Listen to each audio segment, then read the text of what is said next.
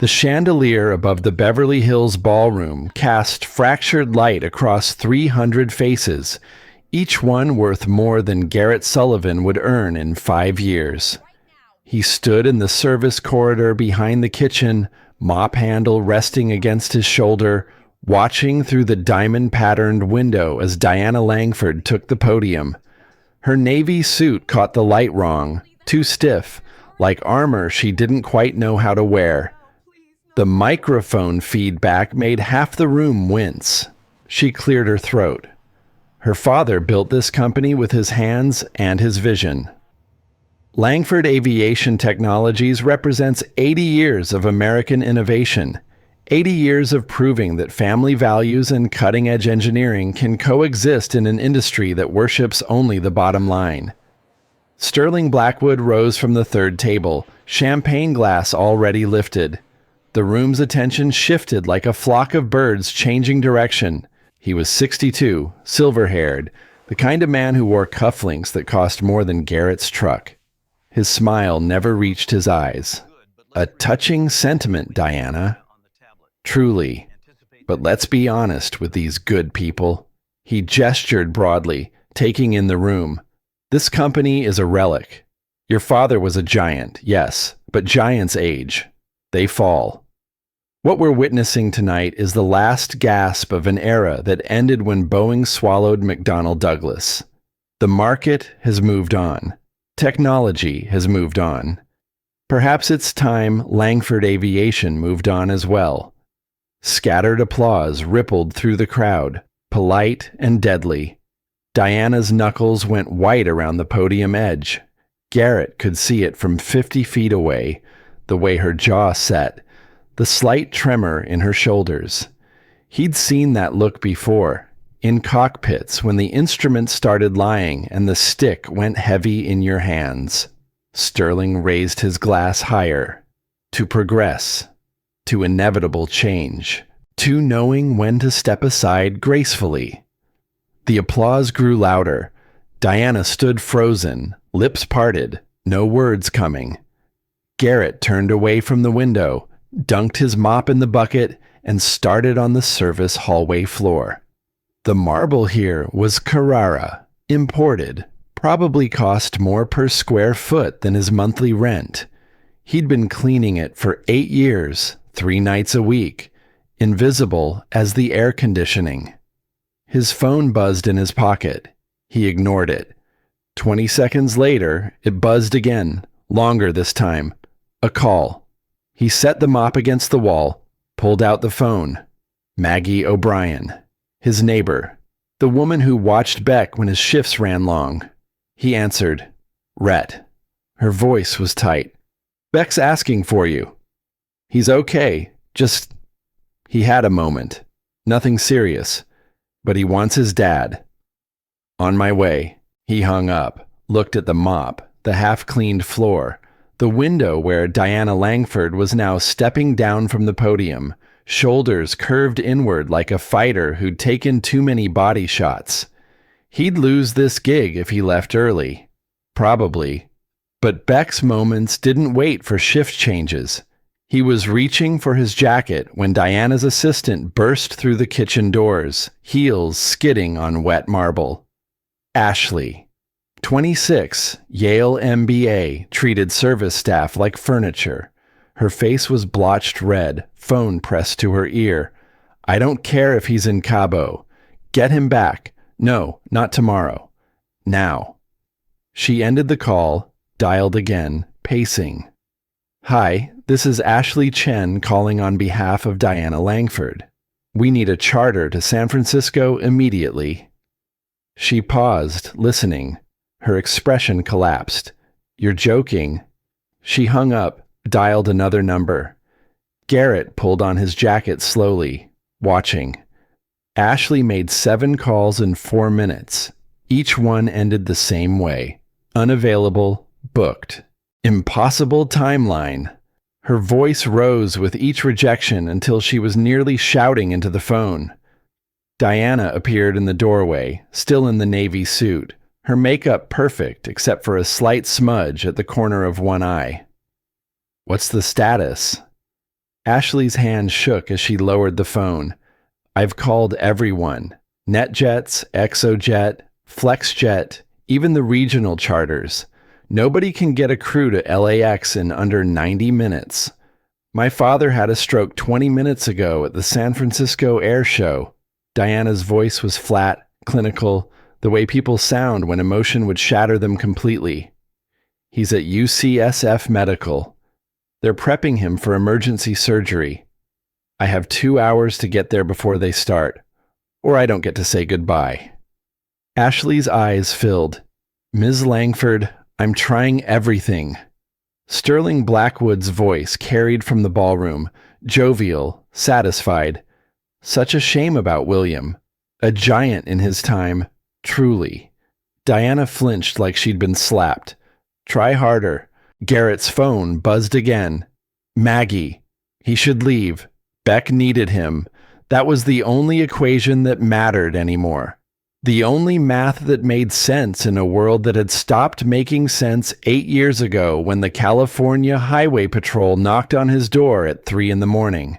But his feet didn't move toward the exit.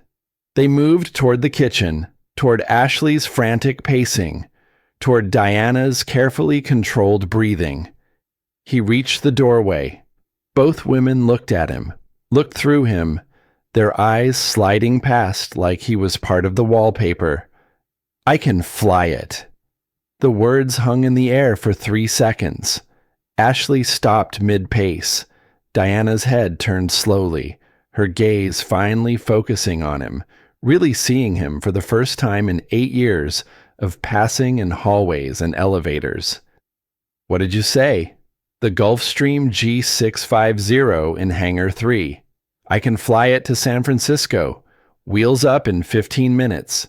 Ashley's laugh was sharp, almost hysterical. She looked at Diana as if expecting her to join in. This is... She gestured at Garrett, searching for words. This is Rhett. He's on the custodial staff.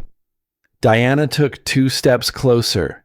Her eyes tracked from his work boots to his faded jacket to his face. Cataloging.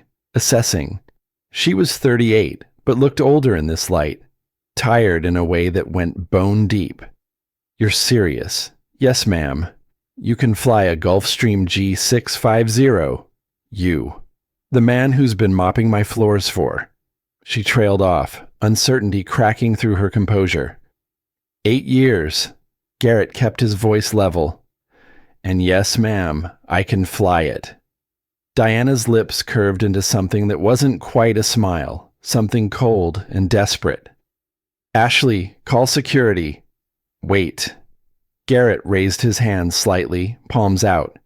I flew F-22 Raptors for the United States Air Force. 12 years. Test pilot division. I have logged 1,847 flight hours, including combat missions and experimental aircraft certification. I can fly your Gulfstream to San Francisco and put it on the ground smoother than anyone you're going to find in the next 2 hours. The kitchen had gone completely silent. 2 prep cooks stood frozen at the sink, dishwater dripping from their hands. Ashley's mouth hung open.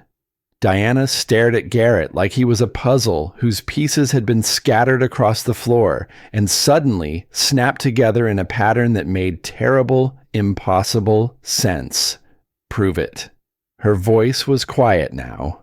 Dangerous. Tell me something only a real pilot would know. Gulfstream G650 has a Rolls-Royce BR725 power plant. Max range 4,700 nautical miles. Cruise speed 0.9 Mach. Cockpit's a Honeywell Primus Epic Suite with enhanced vision system and synthetic vision primary flight display. You want me to walk you through the pre-flight checklist, or can we skip to the part where I save you 90 minutes? Diana's hand went to her throat, fingers touching the hollow there. Ashley made a small sound, something between a gasp and a laugh. Sterling Blackwood's voice drifted from the ballroom, holding court, talking about quarterly projections and shareholder value. Diana's eyes narrowed. If you can really fly that aircraft. If you put me in San Francisco in 90 minutes without a scratch.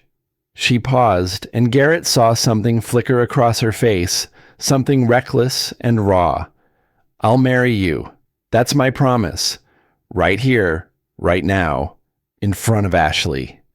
Ashley's laugh exploded out of her, high and sharp. Ms. Langford, you can't be serious. Dead serious. Diana didn't look away from Garrett. If this man can do what he says, if he can fly like he claims, then I owe him everything I have. So yes, marriage, public proposal, the whole fairy tale. That's the deal. You're in shock. Ashley touched Diana's arm. Your father, the stress, sterling speech. You're not thinking clearly. Diana shook off the hand. Clearest I've been in years. She locked eyes with Garrett. Well, do we have a deal, Janitor? Garrett thought of Beck, waiting at home, nebulizer on the kitchen table, Maggie sitting with him, probably reading Where the Wild Things Are for the 100th time. He thought of Caroline's letter, still in his drawer after 8 years, the paper soft from being unfolded and refolded so many times the creases had worn thin. He thought of every morning he'd watched the Gulfstream's taxi past while he emptied trash cans and scrubbed oil stains off concrete. Deal. He turned and walked toward Hangar 3. Behind him, Ashley was saying something urgent and panicked. Diana's heels clicked on marble, following. Garrett pushed through the service door into the cool night air, crossed the tarmac to the private hangar. The G650 sat under fluorescent lights, $55 million of carbon fiber and titanium, its white fuselage gleaming like a promise someone had forgotten to keep. He climbed the air stairs, muscle memory taking over. The cockpit smelled like leather and new electronics. He settled into the captain's seat, and for 8 seconds, he was 29 again, strapped into an F-22 at Edwards Air Force Base. Dawn light breaking over the Mojave, tower giving him clearance for a test flight that would push the aircraft past every limit in the manual. Raptor 1, you're cleared for departure. Runway 24. Wind calm. Show us what she can do. His hands moved across the instrument panel. Battery. A PU start. Hydraulics. The aircraft hummed to life around him. Systems initializing. Screens lighting up green. Diana appeared in the cockpit doorway, frozen, watching him with an expression he couldn't read. You should buckle in. Take off in 8 minutes. She moved to the cabin without a word. He heard the seatbelt click. He slipped on the headset, keyed the mic. Ground, Langford 1 requesting clearance for immediate departure to San Francisco International. Souls on board 2. The controller's voice crackled back. Langford 1, you're not on tonight's schedule. Emergency medical transport. Patient's family. We need priority handling. A pause. Then, Langford 1, cleared to taxi runway 25 left. Contact tower on 118.3. Garrett released the parking brake. The Gulfstream rolled forward, smooth and responsive. Through the cockpit window, he could see maintenance crews stopping to watch, a group of executives from the gala standing near the terminal, Sterling Blackwood among them, phone to his ear. The aircraft turned onto the taxiway. Garrett advanced the throttle slightly, felt the engines spool up, that familiar pressure building in his chest. Tower, Langford 1, ready for departure. 25 left. Langford 1, cleared for takeoff. Winds 270 at 6. Have a safe flight.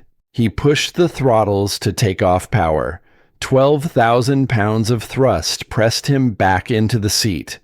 The runway centerline blurred beneath them, white dashes becoming a solid stream. 80 knots, 100, 120. He eased back on the yoke and the nose wheel lifted. The main gear followed a heartbeat later. The rumble of pavement disappeared, replaced by the smooth rush of air. Los Angeles fell away beneath them, a grid of light stretching to the dark ocean. In the cabin, Diana sat perfectly still, hands gripped white on the armrests. Garrett leveled off at 3,000 feet, trimmed the aircraft, set the autopilot for San Francisco. The city lights gave way to darkness, the coast a thin, bright line between land and sea. 79 minutes to SFO. His voice came through the cabin speakers, calm and professional. "We'll beat your timeline by 11 minutes. Diana said nothing. Garrett watched the instruments, the green lines tracking their course north, and wondered what exactly he'd just done, what door he'd opened that he'd kept locked for 8 years, what promise he'd made that couldn't be taken back. Diana Langford hadn't moved in 40 minutes. Garrett checked the cabin camera feed on his auxiliary screen. She sat rigid in the leather seat, eyes fixed on the window, watching darkness rush past at 500 knots.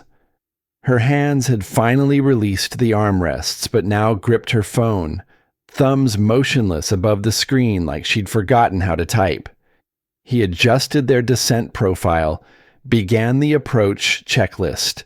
San Francisco's lights emerged from the coastal fog, the bay a black void ringed with gold. Tower gave him vectors for runway 1 right. The Gulf Stream dropped through scattered clouds, smooth as silk, despite the crosswind he could feel, trying to push them off centerline. Langford 1, cleared to land 1 right. Wind 280 at 12, gusting 17. He touched down with barely a chirp from the tires. Diana's reflection in the cockpit glass showed her eyes closing briefly, shoulders dropping half an inch. Garrett taxied to the private terminal where an ambulance waited, lights flashing red and blue across the wet tarmac. Diana was out of her seat before the engines spooled down, grabbing her bag, moving toward the door. She paused at the cockpit entrance, one hand on the frame. "How long have you been able to fly like that?" 12 years active duty, 8 years before that in training. And you've been cleaning floors. It wasn't a question. She descended the air stairs without waiting for an answer. A man in a dark suit met her halfway down, speaking urgently. She nodded, climbed into the ambulance. It pulled away, siren wailing into the night. Garrett shut down the systems, completed the post-flight inspection, locked the aircraft. A ground crew supervisor approached, clipboard in hand, looking confused. "Who signed off on this flight?" "I don't have any paperwork. Emergency transport." Garrett handed him a business card he didn't have. "Contact Langford Aviation in Los Angeles. They'll send the documentation." The supervisor frowned but didn't argue. Garrett walked into the terminal, found an empty gate area, and called Maggie. "How's Beck? Sleeping now?" She kept her voice low. "He got scared when you didn't come home. Thought maybe something happened like..." She didn't finish. "Like with his mom," she meant. "Like with Caroline. I'll be back on the first flight out. 3 hours, maybe 4. Take your time. We're fine here." Maggie paused. "Rhett, what happened tonight?" "I flew an airplane. After 8 years. After 8 years." She was quiet for a moment. Caroline would be glad. He hung up before his throat could close. Found a bench near the windows overlooking the runways. A red-eye from Tokyo was landing, gear down, navigation lights blinking against the fog. He watched it touch down, watched another take off heading west. An hour passed, then another. His phone vibrated. Unknown number. "Captain Sullivan?" He sat up straighter. "Who is this?" "Diana Langford." There was background noise, hospital sounds, paging system. "My father made it through surgery. They think he'll recover." "That's good news. Thanks to you." She paused. I need to know something. Why were you working as a janitor? Someone with your qualifications, your experience. It doesn't make sense. The Tokyo flight was taxiing now, moving toward a gate 3 terminals over. Garrett watched its lights reflect off wet concrete. Life happens. Things change. That's not an answer. It's the only one I have right now. She hung up. He sat there until dawn started graying the eastern sky, then caught a Southwest flight back to LAX. The cabin was full. Families with kids, business travelers in rumpled suits. Nobody looked at him twice. He was just another passenger, another face. Maggie had breakfast waiting when he got home. Scrambled eggs, toast, Beck's favorite. The boy was at the table, nebulizer beside his plate, eyes bright. Baba Maggie said you flew a plane. I did. A big one? Pretty big. Like the ones in your old pictures? Garrett glanced at Maggie. She gave a small shrug. Beck had been asking questions, she meant. Looking at things while Garrett was gone. Similar. Different controls, different mission. Can I see? Not today, buddy. Eat your eggs. Beck's face fell, but he picked up his fork. Garrett watched him eat. This 5-year-old who wasn't his blood but was more his son than genetics could ever make anyone. Caroline's sister Riley had been 26 when the cancer took her, barely a year after Beck was born. No husband, no father in the picture. Parents dead in a car crash when Riley was 15. Just Caroline raising her baby sister, and then Caroline was gone too. And Riley dying in a hospice bed holding Garrett's hand. Take him, please. You're all he's got. Promise me. He'd promised, signed the papers, became a father at 34 to a 9-month-old with breathing problems and his dead wife's eyes. After breakfast, he walked Beck to kindergarten, watched him run toward the playground, already breathing hard. Mrs. Patterson, the teacher, caught Garrett at the gate. We need to talk about Beck's inhaler protocol. He had an episode yesterday during recess. How bad? He managed it himself. But Mr. Sullivan, he's 5. That's a lot of responsibility for a child. I'll talk to his doctor about adjusting the medication. It might help if there was another parent. Someone else to share the load. She meant well. They all meant well. There isn't. He drove to Langford Aviation, parked in the employee lot he'd used for 8 years, walked through the service entrance. The morning shift had already started. Juan was buffing the lobby floor, Maria restocking the executive washrooms. They both stopped when they saw him. ¿Qué pasó anoche? Juan's eyes were wide. Everyone's talking. You flew somewhere? Es verdad? Es verdad. And Ms. Langford, she really said. Garrett held up a hand. I don't know what she said, or what it means. He changed into his work uniform in the locker room, grabbed his supply cart, headed for the 3rd floor offices. But when the elevator doors opened, Ashley was waiting, tablet in hand. Ms. Langford wants to see you. Now. I have floors to clean. Now. Ashley's voice was sharp, but her eyes were different than last night. Uncertain. Diana's office occupied the northeast corner, floor-to-ceiling windows overlooking the runways. She stood with her back to the door, watching a Bombardier Global lift off into the morning haze. She didn't turn when Garrett entered. Close the door. He did. Ashley stayed outside. Diana finally turned around. Her suit was different, charcoal instead of navy, but she'd been wearing it all night. Her makeup had been reapplied but couldn't hide the exhaustion. I had my legal team pull your employment file. 2 pages, high school diploma, janitorial certification, reference from a previous employer that no longer exists. She set a folder on her desk. Then I had them pull your real file. The one I should have looked at 8 years ago when we hired you. She opened the folder, read aloud. Captain Garrett Hayes Sullivan, United States Air Force. Graduated top of class, specialized undergraduate pilot training. Selected for F-22 Raptor program at age 23. 312 combat missions, Iraq and Afghanistan.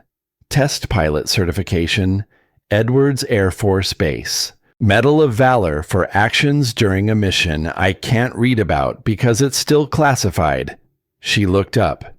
1,847 flight hours. 4,000 if we count training. Honorable discharge, September 2016. She flipped a page. Married Caroline Elizabeth Hayes, June 2014. Wife deceased, March 2016. Vehicular accident. She was 5 months pregnant. She paused, something softening in her face. I'm sorry. Garrett said nothing. You resigned from the Air Force 6 months later, turned down job offers from Boeing, Lockheed Martin, Gulfstream. 3 airlines wanted to hire you. Delta offered you a command track position. She closed the folder. Instead, you took a job mopping floors at a private aviation company in Los Angeles for $32,000 a year. Why? Because flying was what we did together. The words came out flat, practiced. Caroline and I. We met at an air show. She was a photographer, covered aviation for magazines. We'd fly to air shows on weekends, small airports. She'd shoot.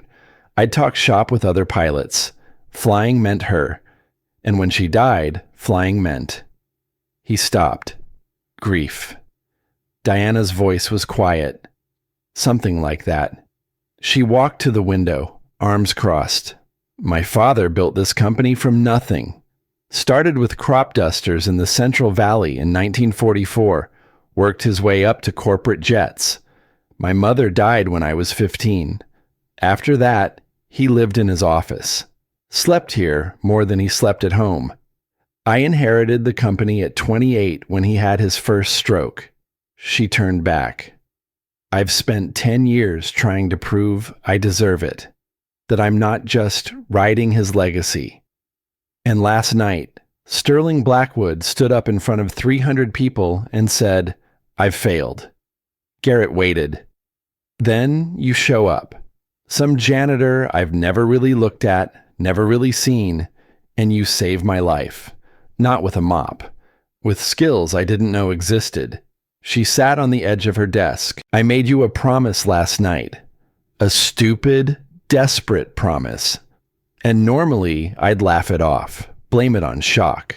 But my father almost died. Sterling's trying to take my company. And you. She gestured at him. You're standing here in a custodian's uniform when you should be flying million-dollar aircraft. I have a son. He has asthma. He needs stability. How old? 5. Diana blinked. I didn't see any children in your file. Adopted.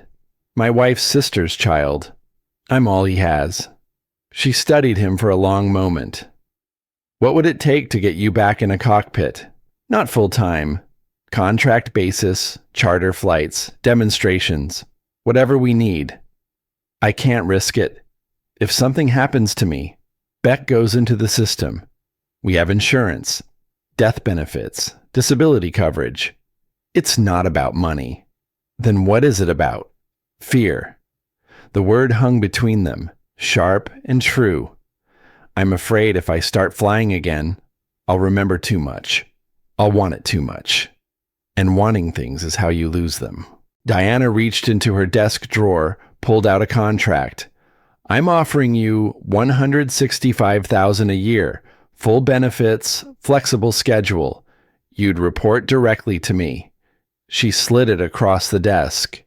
At minimum, you'd save this company $300,000 annually in charter pilot costs. At maximum, you'd prove Sterling Blackwood wrong about everything. Garrett looked at the contract without touching it. Why does that matter to you?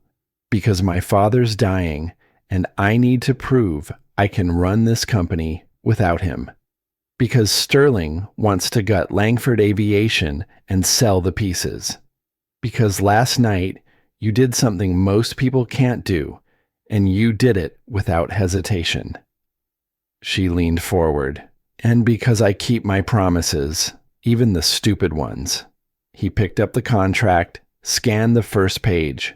Training period, 30 days. Performance review quarterly. Termination clause if Beck's health requires it. You added a family medical clause. I'm not a monster. Diana's voice was dry. Just a woman trying to save her father's company with whatever tools I have. Even if that tool is a janitor who flies better than any pilot I've ever hired.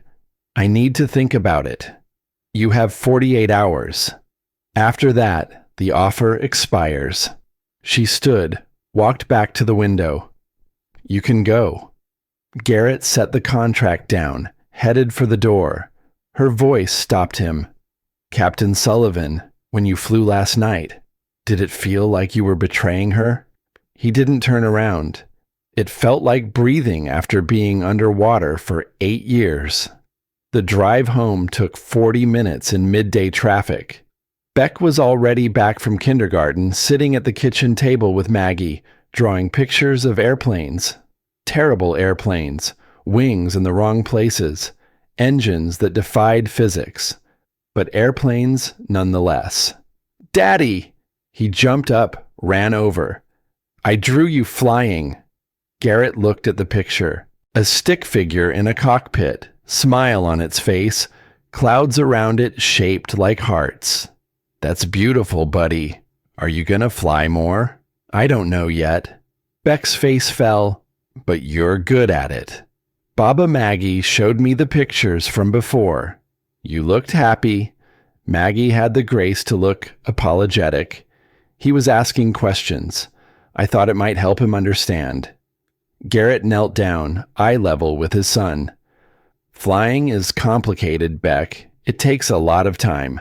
Time away from you. But you'd come back, right? You always come back. The trust in those eyes, absolute and unquestioning.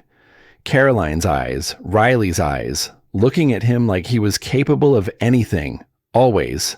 Then you should do it. Beck hugged him, skinny arms tight around his neck. Mama Riley said people should do what makes them happy. Before she went to heaven, Garrett held him, this child who'd lost more people in 5 years than most lose in a lifetime. Maggie quietly gathered her things, let herself out. Beck pulled back, grabbed his nebulizer.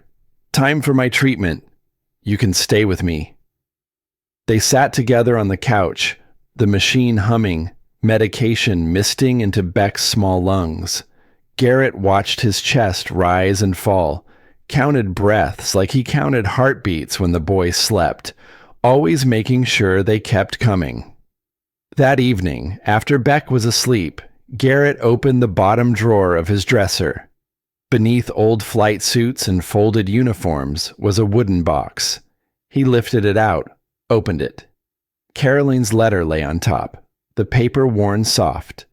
Below it, his wings, his medals, a photograph of the two of them at Oshkosh AirVenture, 2015. She was laughing, camera around her neck, his arm around her shoulders. They looked impossibly young. He unfolded the letter for the 100th time, maybe the 1000th. Her handwriting, loose and looping. Rhett, if you're reading this, I'm gone. And I know you. You're going to stop. Stop flying. Stop living. Stop being the man I fell in love with. Don't. Please don't. The sky is where you belong. It's not where you go to escape Earth. It's where you go to remember why Earth matters. Beck needs to see his father whole, not broken. He needs to see you do the thing you were made to do. Promise me. Not that you'll never grieve, but that you won't let grief be the only thing you do. Fly, Rhett. Not away from us. For us. That's all I ask. That's my promise to you. Love, C. He folded the letter, put it back, closed the box. pulled out his phone, found Diana's number from the caller ID. I'll do the training. 4 weeks. If Beck stays stable, if his health doesn't deteriorate, I'll take the contract. She answered on the first ring, like she'd been waiting. Be here Monday, 8 a.m. We start with simulators. One condition. If Beck needs me, I walk away. No questions, no penalties. Agreed. He hung up, sat in the dark living room, listening to Beck's breathing through the baby monitor. Outside, a plane passed overhead, navigation lights blinking against the stars. Garrett watched until it disappeared, then went to bed. And for the first time in 8 years, he dreamed of flying without waking up, screaming. Monday morning came with fog so thick Garrett could barely see across the parking lot. He dropped Beck at kindergarten early, watched him run inside with his backpack bouncing, inhaler clipped to his belt like a tiny badge of survival. Mrs. Patterson waved from the doorway. Garrett waved back, throat tight. Langford Aviation's training center occupied the east wing, separate from the main hangars. Garrett had mopped these halls 1,000 times, but never been past the security door marked Authorized Personnel Only.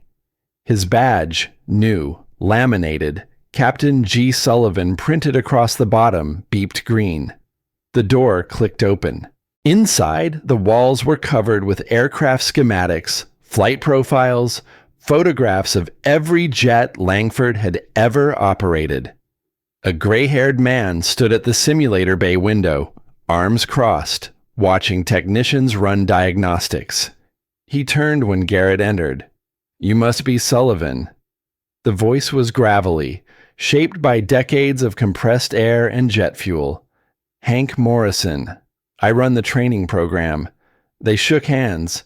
Hank's grip was firm, his eyes pale blue and assessing. "Diana tells me you flew Raptors. Test pilot track." "Yes, sir. Haven't had a test pilot through here in 15 years. Hank gestured toward the simulator. "Most of our hires are regional airline guys. Competent enough, but they fly by checklist. You flew by instinct. Checklists kept me alive more than once. But instinct kept you airborne when the checklist ran out." Hank pulled open the simulator door. "Let's see if you remember how." The cockpit was a perfect replica of the Gulfstream G650, every switch and display exactly where it should be. Garrett settled into the left seat, and something in his spine straightened, something dormant waking up. Hank took the right seat, pulled on a headset. Standard startup procedure. "Show me what you've got." Garrett's hands moved without conscious thought. Battery master, hydraulic pumps, APU start sequence. The screens lit up blue and green, instruments initializing. Hank watched without comment, occasionally making notes on a tablet. "Tower clearance is already programmed. Take us to Van Nuys, runway 16 right." Garrett released the parking brake. The simulator lurched slightly as the motion platform engaged, hydraulics hissing. He taxied onto the virtual runway, ran through the takeoff checklist, advanced the throttles. The acceleration pressed him back, familiar and terrible and perfect. He rotated at VR, climbed out at optimal angle, retracted gear and flaps. Hank reached forward and shut down the right engine. The simulator yawed hard right. Master warning lights flooded the panel. Garrett's feet danced on the rudder pedals, compensating for asymmetric thrust, hands adjusting trim. He reduced power on the left engine, maintained altitude, started the restart procedure for the right. 10 seconds. Hank's voice was neutral. "That's better than 80% of our pilots manage. It's physics. You counter the yaw, balance the forces, restart, or land on what you've got. Most people panic first. Panic burns fuel you might need later." Hank smiled, thin and approving. He spent the next hour throwing failures at Garrett. Hydraulic loss, electrical fire, flight control degradation, engine failure on approach. Garrett handled each one methodically, no wasted motion, no hesitation. When they finally shut down the simulator, Hank sat back, pulled off his headset. You fly like someone who's had to land aircraft that didn't want to be landed. That's accurate. Diana said you quit 8 years ago. Personal reasons. My wife died. Hank was quiet for a moment. My wife died 5 years ago. Alzheimer's. Took her 3 years to forget who I was. Another 2 to forget how to breathe. He stood, stretched. You don't get over it. You just learn to fly with the weight. Is that what you're doing? Every day. Hank opened the simulator door. Tomorrow we do weather scenarios. Ice, crosswinds, microbursts. If you handle those like you handled today, we'll move to the real aircraft by Friday. Garrett climbed out, legs stiff from 2 hours in the seat. A woman stood at the observation window, dark hair pulled back, watching them. Diana. She met his eyes through the glass, nodded once, then walked away. The week blurred into a rhythm. Mornings with Beck, breakfast and nebulizer treatments and walks to school. Days in the simulator, Hank pushing him harder each session, throwing scenarios that bordered on impossible. Engine failures at V1, unstabilized approaches, system cascades that required prioritizing what to save and what to abandon. Evenings back with Beck, homework and dinner and bedtime stories about wild things and trains that thought they could. Friday afternoon, Hank led him out to the flight line. A Gulfstream G650 sat gleaming in the California sun, maintenance crew swarming around it. Not the same aircraft from the San Francisco flight, but identical in every way that mattered. 2 hours, local area. Hank tossed Garrett a headset. We'll do air work, then some pattern work at Palmdale. You screw up, I take controls. You don't screw up, Diana signs off on your certification next week. They pre-flight together, Hank watching Garrett's inspection like a hawk watching a mouse. Every panel, every hinge, every fluid level, checked twice. Finally, Hank nodded. You're thorough. Good. The cockpit was smaller than the simulator somehow, more real. Garrett ran through the startup, got clearance, taxied to the active runway. The tower controller's voice crackled through his headset, bored and professional. Langford 77, cleared for takeoff runway 25 right, right turn, approved. He advanced the throttles and the Gulfstream leaped forward, eager. The nose wheel lifted, then the mains, and Los Angeles dropped away beneath them, freeways and subdivisions giving way to mountains and desert.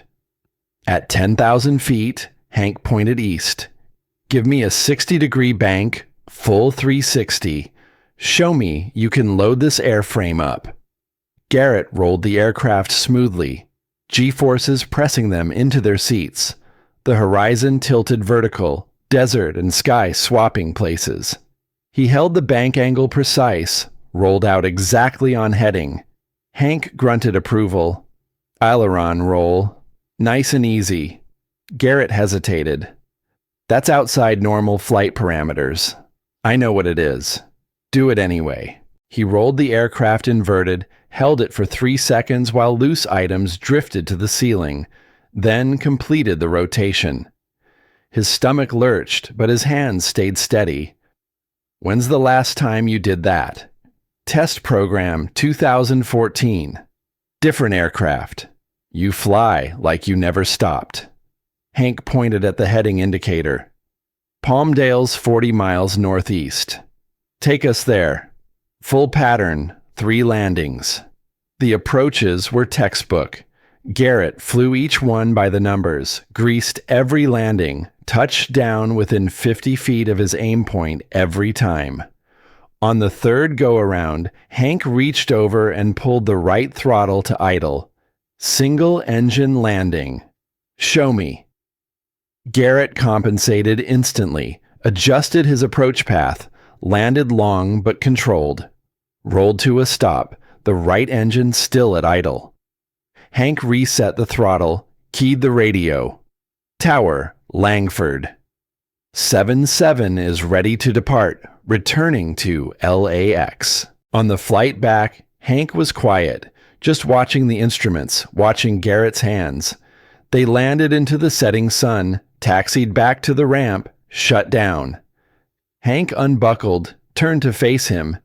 Danny was 24 when his F-14 went down off San Diego. Hank's voice was steady, practiced. 20 years, and I still wonder if I should have grounded myself. But quitting wouldn't bring him back. Flying keeps his memory alive. Garrett waited. Took me 5 years to figure out I wasn't flying without him. I was flying for him. Hank climbed out of the cockpit. You're cleared for operational flights. Diana will have assignments Monday. That weekend, Beck ran a fever. Nothing serious, just a cold. But his breathing got rough, and Garrett spent Saturday night on the floor of Beck's room, watching him sleep, counting each inhale and exhale.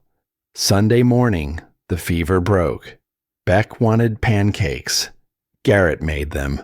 Watched him eat, felt the knot in his chest loosen slightly. Maggie came by with groceries, found Garrett at the kitchen table, staring at Diana's contract, still unsigned. You haven't decided yet? I decided. I'm just afraid of what it means. It means Beck sees his father do what he's meant to do. She put milk in the refrigerator, eggs, bread. Caroline told me once before she passed. She said the worst thing would be if you stopped flying. If you let losing her kill that part of you. She'd tell you to say that if this came up. She told me to say it when the time was right. Maggie touched his shoulder. The time's right, Rhett. He signed the contract Monday morning in Diana's office. She witnessed it, called in Ashley to notarize it, filed it without ceremony. Then she handed him a flight schedule. Seattle tomorrow, 7 a.m. departure. 12 passengers, tech executives. Hank will fly right seat until you've logged 50 hours. After that, you're solo.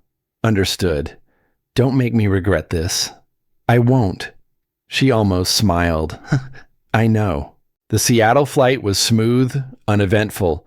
The passengers never looked up from their laptops. Hank sat quiet in the right seat, monitoring but not interfering. They landed, refueled, flew back the same day. Wednesday was San Diego. Friday, Phoenix. Each flight the same, professional and unremarkable. The following Tuesday, Diana called him to her office. Sterling Blackwood sat in one of the guest chairs, tablet in hand, expression smug. Diana stood by the window, arms crossed. Mr. Blackwood has raised concerns about your employment. She kept her voice flat. He believes hiring you represents a liability to the company. Sterling didn't stand. Captain Sullivan, I've reviewed your file. Impressive credentials. But you haven't flown professionally in 8 years. You're rusty. And this company can't afford mistakes. I haven't made any mistakes. Not yet. Sterling smiled. But statistical analysis suggests pilots who take extended breaks experience higher incident rates upon return. I've presented this data to the board. They share my concerns. Diana turned from the window. The board doesn't make hiring decisions for operational positions. I do. The board can overrule executive decisions if they constitute fiduciary risk. Is there a point to this meeting? Garrett kept his voice level. The point is transparency. Sterling set down his tablet. I want you to understand that I'll be watching your flights, reviewing your logs, documenting any deficiencies. When you inevitably fail to meet standards, I'll have the evidence to force Ms. Langford's hand. Good luck with that." Garrett stood. "If we're done, I have a pre-flight to complete." He left before Diana could dismiss him. In the hallway, Ashley was waiting. "He's trying to sabotage you." Her voice was low, urgent. "Sterling. He's already reached out to the FAA, requested they audit your certification process. Can he do that?" "He can request. Whether they'll act on it is different. But you should know. Why are you telling me this? Because Diana believes in you, and Sterling Blackwood is a snake." Ashley glanced toward the office. "Be careful." The next flight was different. A charter to Vegas, high-stakes clients, casino executives worth collectively $500 million. Garrett ran through pre-flight with extra care, triple-checked every system. Hank noticed. "You're tense. Sterling's watching. Let him watch." Hank climbed into the right seat. "Fly the airplane. Nothing else matters." Takeoff was perfect. Climb out smooth. At cruise altitude, one of the passengers came forward, knocked on the cockpit door. Garrett glanced back. The man was 60-something, silver hair, expensive suit. "Mind if I watch for a minute?" Always wanted to see how these things work. Garrett started to refuse, but Hank nodded. Company policy allowed it if the pilot approved. The man squeezed into the observer seat behind the center console. Beautiful aircraft. He looked around the cockpit with genuine interest. "You fly other types?" "Used to fly F-22s. Military. No kidding." The man leaned forward. "My nephew's Air Force, stationed at Nellis. Flies F-35s now. He says the Raptor guys were legends. Different era." They talked for 10 minutes. The man asked intelligent questions about flight systems, navigation, autopilot capabilities. Garrett answered, keeping most of his attention on the instruments. Finally, the man stood, extended his hand. Michael Chen, Orion Aerospace, were one of Langford's biggest clients. He shook Garrett's hand firmly. "You ever think about demonstration flying? Air shows, expo work? Not really my area. You should reconsider." Chen pulled out a business card, handed it to Garrett. "We're looking for someone to demonstrate our new flight management system at the Dubai International Air Show. 3 weeks from now. Big audience, bigger contracts, pays substantial. I'm still in training here. Talk to Diana. She'll want you to do it." Chen nodded to Hank. "Pleasure meeting you both." He returned to the cabin. Hank raised an eyebrow. "Dubai? Apparently. That's a major event. 50 countries, every aviation company on Earth. You'd be representing Langford in front of the entire industry. Seems premature. Or perfectly timed." Hank adjusted the autopilot slightly. "Sterling can't argue with international exposure, especially if Orion's requesting you specifically." They landed in Vegas, dropped the passengers, returned to LA. Diana was waiting at the hangar when they taxied in. She came up the stairs before Garrett finished shutdown. "Michael Chen just called me. He wants you for Dubai." "I heard. It's a huge opportunity. $400,000 appearance fee, plus performance bonuses. And Orion's offering a $60 million contract if we can demonstrate our aircraft's capabilities meet their specifications." She paused.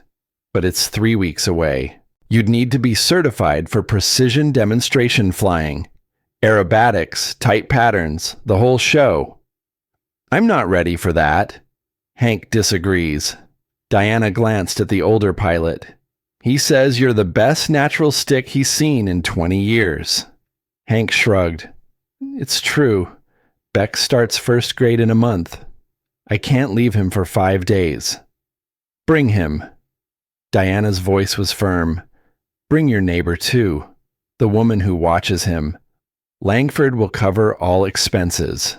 Beck can see his father do something extraordinary. Garrett looked out the cockpit window at the LA skyline, hazy with smog and heat.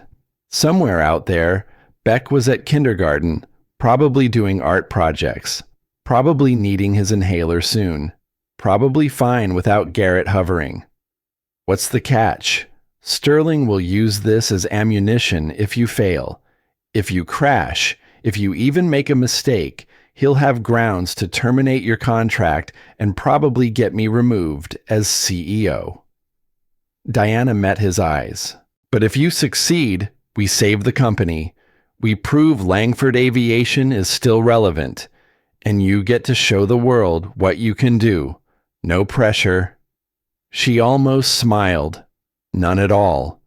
He thought about it through dinner, through Beck's nebulizer treatment, through bedtime stories.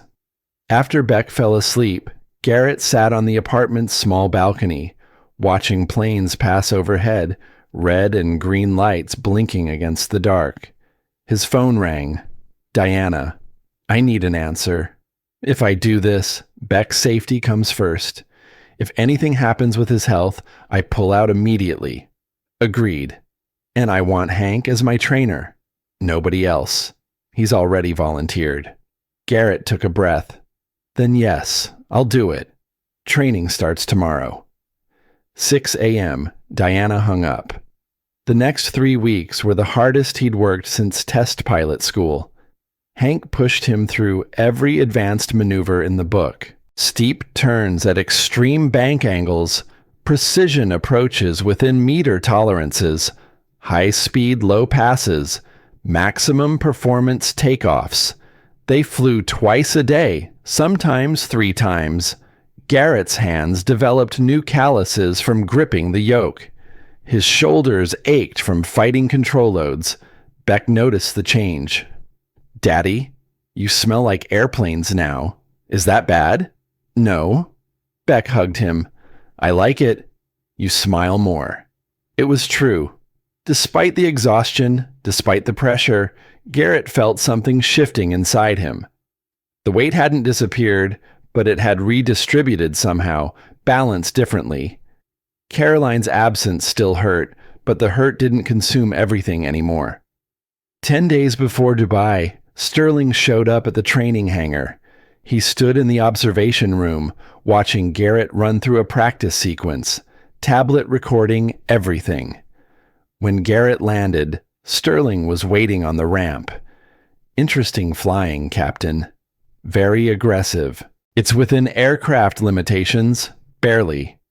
Sterling pulled up a video on his tablet. Here, 68 degrees bank. Maximum certified is 60. That's a violation. We're in a training environment. Hank appeared beside Garrett. Those limitations are exceeded routinely in test scenarios. But this isn't a test aircraft.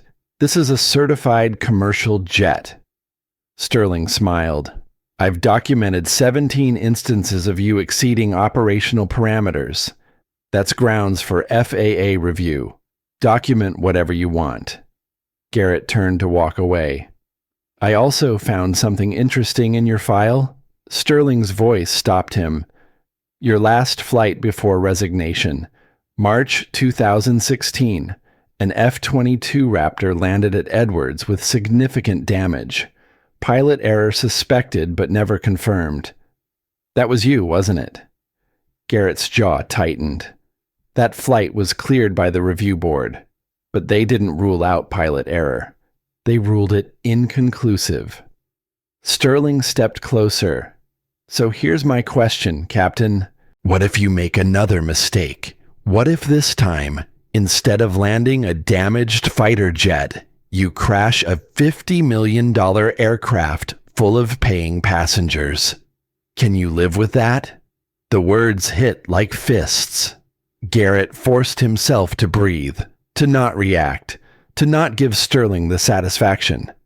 I don't make mistakes anymore. Everyone makes mistakes. Sterling pocketed his tablet. See you in Dubai. I'll be watching. He left. Hank spat on the tarmac. That man's a cancer. He's also not completely wrong. Garrett's hands were shaking slightly. That last flight, I was distracted, thinking about Caroline in the hospital. I missed a warning light, pushed the aircraft past limits. We made it down, but barely. And you learned from it. Doesn't mean it won't happen again. Yes, it does. Hank gripped his shoulder. You know what your mistake was now. You won't repeat it. That's the difference between pilots who survive and pilots who don't. That night, Garrett pulled out Carolyn's letter again. Read it in the dark, her words steady and sure. Fly, Rhett, not away from us. For us. He folded it carefully, put it in his flight bag. He'd carry it to Dubai. A reminder of why he was doing this, who he was doing it for. Beck was excited about the trip. Maggie helped him pack, bought him a new backpack shaped like an airplane. The boy talked about nothing else for days. Seeing Daddy fly the big plane, seeing the tall buildings, eating food from far away. The night before departure, Garrett tucked him in, sat on the edge of the bed. You know this is for work, right, buddy? It's not just a vacation. I know, but I get to see you do your job. Mrs. Patterson says that's important. You're okay with me flying, even though it means being up in the air? Daddy. Beck's voice was patient, like he was explaining something obvious. You're safe when you're flying. That's where you're supposed to be. Mama Caroline knew that. That's why she wanted you to go back. How do you know about Mama Caroline? Baba Maggie told me.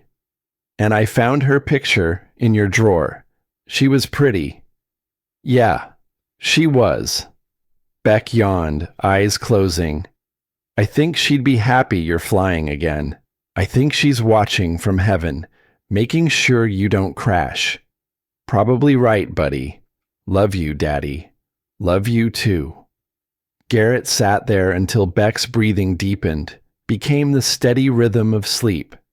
Then he went to his own room, set his alarm for 4 a.m., and lay awake staring at the ceiling, thinking about Dubai, about Sterling's accusations, about the weight of flying when people were depending on you.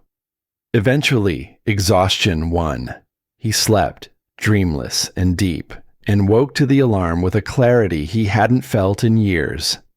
It was time to fly. The terminal at LAX was chaos at 5 a.m.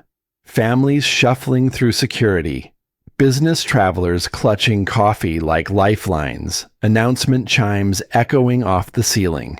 Beck held Garrett's hand tight, backpack bouncing against his shoulders, eyes wide, taking in everything. Maggie walked beside them, calm as always, her carry-on perfectly organized. Diana met them at the gate, tablet in hand, dressed like she was heading to a board meeting instead of a 15-hour flight. She'd booked them first class, the kind of seats that turned into beds, the kind Garrett had never experienced even during his military days. Everything arranged? She glanced at Beck, then Maggie. All set. Garrett lifted Beck's backpack into the overhead bin. Thank you for this. Don't thank me yet. You haven't performed. But her voice was softer than usual, and when Beck smiled up at her, she almost smiled back. Are you flying with us? Beck's question was innocent, hopeful. Different flight. I leave tonight, arrive a few hours after you. Diana crouched down, eye level with the boy. But I'll see you in Dubai. Your father's going to do something very special there. He's the best pilot in the world. We'll see if the world agrees. She stood, nodded to Garrett. Safe flight, Captain. The plane pushed back right on time. Beck pressed his face to the window, watching the ground crew, the baggage carts, the other aircraft taxiing in the morning light. When they lifted off, he gasped, grabbed Garrett's arm. We're flying. We are. Like you do. When you're working. Similar, Different aircraft, different purpose. Garrett watched the California coast fall away below them, the Pacific spreading out gray and endless. But yeah, like I do.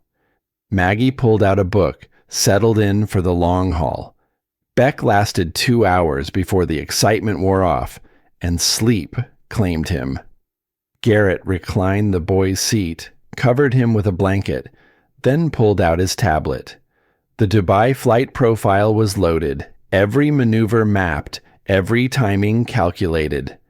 He'd memorized it already, but he reviewed it again anyway, looking for anything he might have missed. Hank had uploaded training notes, observations from their practice runs, tendency to overcorrect in crosswinds, monitor airspeed on inverted segments. Remember the crowd is watching, make it look effortless. Good advice, all of it. Garrett made mental notes, visualized each sequence. Somewhere over the Atlantic, a flight attendant stopped by his seat. "Can I get you anything, sir?" "Coffee, black." She brought it in real china, not paper cups.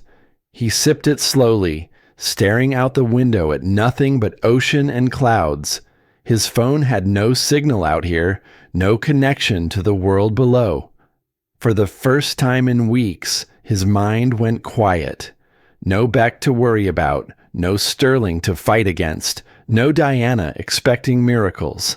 Just him and the sky and the hum of engines pushing them towards something he couldn't quite name. They landed in Dubai just after dawn local time. The heat hit like opening an oven door. Even at 6 a.m., it was already 90 degrees. Beck woke up cranky and disoriented. Maggie handled him with practiced ease, distracting him with observations about the airport, the different language on signs, the people in traditional dress walking past. A driver met them at customs, holding a sign with Garrett's name. Black Mercedes, air conditioning running, bottles of cold water waiting in the cup holders. The drive to the hotel took them past construction sites and shopping malls, glass towers reflecting the desert sun.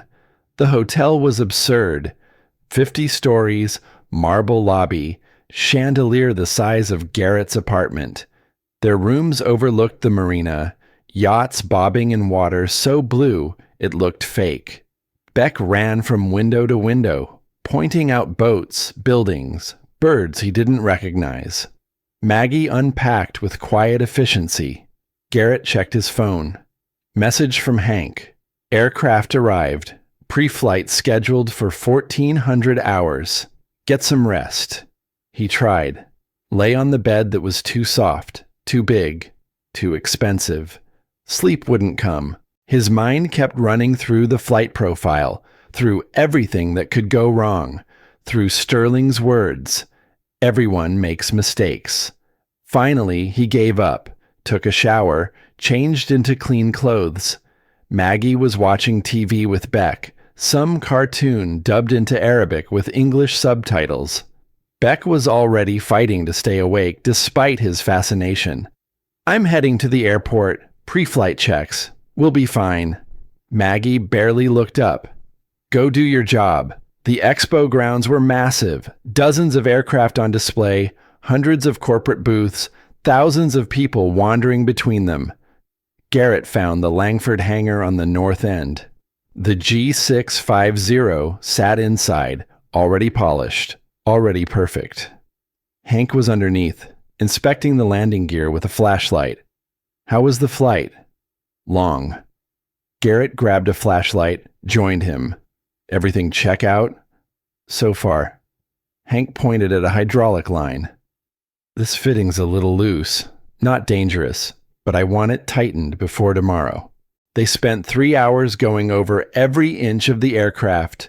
Control surfaces, engine mounts, avionics, fuel system. By the time they finished, the sun was setting, painting the desert sky orange and purple. Hank straightened, wiped his hands on a rag. "She's ready. Question is, are you?" "I will be." Michael Chen showed up an hour later, bringing 2 engineers from Orion Aerospace. They wanted to discuss the flight profile, the specific maneuvers that would demonstrate the aircraft's capabilities. Garrett walked them through it, pointing out speeds and altitudes on a chart. Chen nodded approval. 65,000 people will be watching, plus live stream audience in the millions. He met Garrett's eyes. No pressure, but this makes or breaks our contract with Langford. Diana's company survives or dies based on how you fly tomorrow. Garrett felt the weight settle on his shoulders, familiar and heavy. Understood. Chen's expression softened slightly. I read about your background. Air Force test pilot program. You've handled pressure before. Different kind of pressure. Pressure's pressure. You either fold or you fly. Chen clapped him on the shoulder. I'm betting you fly. After they left, Garrett sat alone in the cockpit, hands on the yoke, eyes closed. He visualized the entire sequence. Takeoff, climb, the vertical ascent, the barrel roll, the inverted pass. Every second mapped in his mind.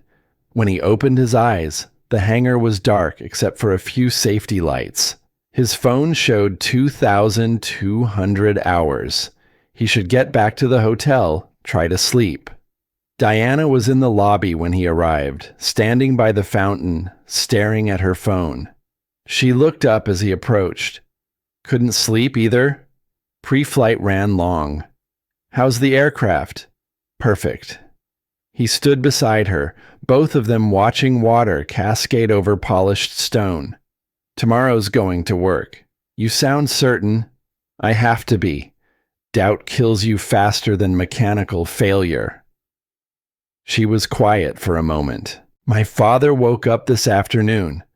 First time he's been lucid since the stroke. She kept her eyes on the fountain. He asked about the company, about whether I'd saved it yet. What did you tell him? That I'm trying. That we have a chance. She finally looked at Garrett. Because of you.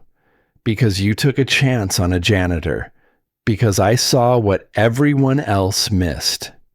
She turned back to the fountain. Don't prove me wrong tomorrow, Captain. I won't. She walked away toward the elevators. Garrett stayed another few minutes, then went up to his room. Beck was asleep in one bed, Maggie in the other. He changed quietly, checked Beck's inhaler one last time, full cartridge, back up in the nightstand, climbed into the third bed, set his alarm for 600. For once, sleep came without the usual battle, his mind finally quiet. When he woke, Beck was already up, bouncing on the bed, excited. Today's the day. Today you fly. Garrett pulled him close, hugged him tight. Today I fly. And I get to watch? Front row seat, promise. Beck hugged back, fierce and trusting. Don't be nervous, Daddy. You're the best. If only it were that simple. But Garrett smiled, ruffled his son's hair. Thanks, buddy. Now let's get some breakfast. Big day ahead. The Dubai Air Show opened under a sky so blue it hurt to look at. Garrett stood on the flight line at 0800, watching crews position aircraft for static display, watching corporate jets taxi and carrying executives and dignitaries from every corner of the globe. The heat was already oppressive, shimmering off the tarmac in waves. His flight suit was dark with sweat before 9 a.m. Beck sat in the VIP viewing area with Maggie, binoculars around his neck, program clutched in both hands. Garrett had checked on them twice already. The boy was vibrating with excitement, pointing out every aircraft that moved, reading specs from the program like they were treasure maps. Hank found Garrett near the fuel truck, staring at the G650. The aircraft gleamed white and silver, Langford Aviation painted across the fuselage in letters 3 feet tall. Every rivet perfect, every surface polished. It looked like something that belonged in a museum, not something meant to be thrown around the sky at 300 knots. "You're thinking too much." Hank handed him a water bottle. "Drink, stay hydrated, and stop looking at the airplane like it's going to bite you." "I'm just—" "You're afraid you'll let everyone down." Hank's voice was matter of fact. "Beck, Diana, the company, yourself. You're carrying too much weight into the cockpit. That's not something I can just drop. No, but you can distribute it differently." Hank pointed at the aircraft. "That machine doesn't care about your fear. It only responds to what you do. Fly it clean, fly it true, and everything else works itself out. Easy to say. Hard to do, I know." Hank pulled out a small photograph, creased and faded. "My son Danny, the day he got his wings. 22 years old, thought he was invincible." He paused. "The accident happened because he was thinking about a girl instead of his instruments. Lost focus for 10 seconds. That's all it took. I'm sorry. Point is, you can't fly distracted. Not by fear, not by pressure, not by anything." Hank tucked the photo away. "When you're up there, the only thing that exists is you and the aircraft and the sky. Everything else is just noise." The morning crawled past. Garrett watched other demonstrations, commercial jets doing lazy passes, a Saudi F-15 doing a vertical climb that left contrails like knife cuts across the sky. The crowd roared. Beck jumped up and down, pointing. Maggie kept one hand on his shoulder, keeping him from climbing the railing.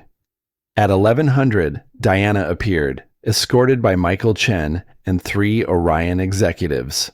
She wore a white suit that somehow stayed pristine despite the heat, sunglasses hiding her expression. She found Garrett in the staging area. "Orion's board is here. Chen's VP of Operations, the CFO, and their head of international sales." She kept her voice low. "They're already talking about expanding the contract if this goes well. 75 million instead of 60. No pressure. Exactly the right amount of pressure." She almost smiled. "Beck looks happy." "He is. This is the biggest thing that's ever happened to him. Make sure it stays happy. Don't crash. Wasn't planning on it." Sterling arrived at noon, stepping out of a Mercedes with 2 assistants and a videographer. He wore khakis and a polo shirt. Looked like he was heading to a country club instead of an air show. He set up position directly across from the VIP viewing area, camera pointed at the flight line. When he saw Garrett watching, he raised his phone, snapped a photo, smiled. Hank appeared at Garrett's elbow. "Ignore him? Hard to ignore a snake when it's coiled that close. Then step on it. With your flying. Nothing else he can say if you're perfect." The announcement came at 12:45. Langford Aviation demonstration in 15 minutes. Garrett walked to the aircraft, did a final walk around even though he'd already done 3 that morning. Hank followed, checking the same things, both of them moving through the ritual of making sure. Control surfaces free and correct, fuel caps secure, tires properly inflated, no fluid leaks, no foreign object debris. Finally, Hank stepped back. "She's ready. You ready?" Garrett looked up at the cockpit, the glass canopy reflecting desert and sky. Yes. He climbed the stairs, settled into the left seat. The cockpit was an oven despite the APU running air conditioning. He went through the startup sequence, hands moving by muscle memory. Engines spooled up with that particular whine of turbofans coming to life. Tower gave him taxi clearance. He released the brakes, felt the aircraft roll forward, 70,000 pounds of metal and fuel and everything riding on the next 20 minutes. The crowd had swelled to capacity. 65,000 people in the stands, press photographers lined up along the flight line, helicopters circling overhead to capture aerial footage. Garrett keyed the radio. "Dubai Tower. Langford 1 ready for departure. Demonstration profile. Langford 1. Cleared for takeoff runway 12 left. Winds light and variable. You are cleared for all requested maneuvers within designated airspace. He lined up on the center line, advanced the throttles to takeoff power. The acceleration pressed him back, familiar and perfect. The aircraft wanted to fly, almost pulling itself into the air. He rotated at VR, climbed out steep, steeper than commercial jets ever climbed, showing off the power. The crowd noise faded behind him, replaced by the clean rush of speed and altitude. At 5,000 feet, he leveled briefly, reduced power, let the aircraft settle. Then he pulled back hard on the yoke, went vertical, nose pointed straight up, climbing on pure thrust. The altimeter spun. 6,000, 8,000, 10,000. The airspeed bled off, slowing, slower, until the aircraft hung almost motionless at 12,000 feet, balanced on exhaust and physics. He held it there for 12 seconds, the aircraft trembling on the edge of the stall, then let the nose drop. The dive was controlled, smooth, building speed exponentially. 8,000 feet, 6,000, 4,000. He pulled out at 2,000 feet, the G-forces crushing him into his seat, vision graying at the edges. The aircraft groaned but held together, and he was level again, speed bleeding off to cruising. From the ground it must have looked effortless, but Garrett's hands were slick with sweat, his heart hammering. The hard part was just beginning. He turned downwind, set up for the barrel roll. This was the maneuver that terrified him most, rolling a commercial jet completely inverted around a point in space, the Burj Khalifa serving as the axis. One mistake, one miscalculation of distance or angle, and he'd either collide with the building or lose control completely. He approached from the east, lined up perfectly. When he was abreast of the tower, he rolled left, smoothly, continuously. The horizon tilted sideways, then inverted. Dubai hung above him, buildings pointing down, the desert a brown sky. His hands made tiny corrections, keeping the roll rate constant. The Burj Khalifa slid past his right wing, close enough to see windows, close enough to make his breath catch. Then he was upright again, wings level, exactly on heading. The crowd roared, a sound so loud he could hear it through the canopy. Garrett's hands were shaking. He forced them steady. Next came the split S. He climbed to 12,000 feet, rolled inverted, then pulled the nose down, diving toward the earth while upside down. The airspeed built terrifyingly fast. 300 knots, 400, 500. The ground rushed up, details sharpening, roads and buildings and the airshow crowd a smear of color.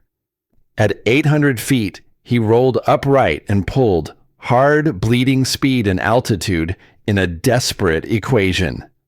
The G-forces were crushing, 9,000 pounds of aircraft trying to pull itself apart. His vision tunneled, blackness creeping in from the edges.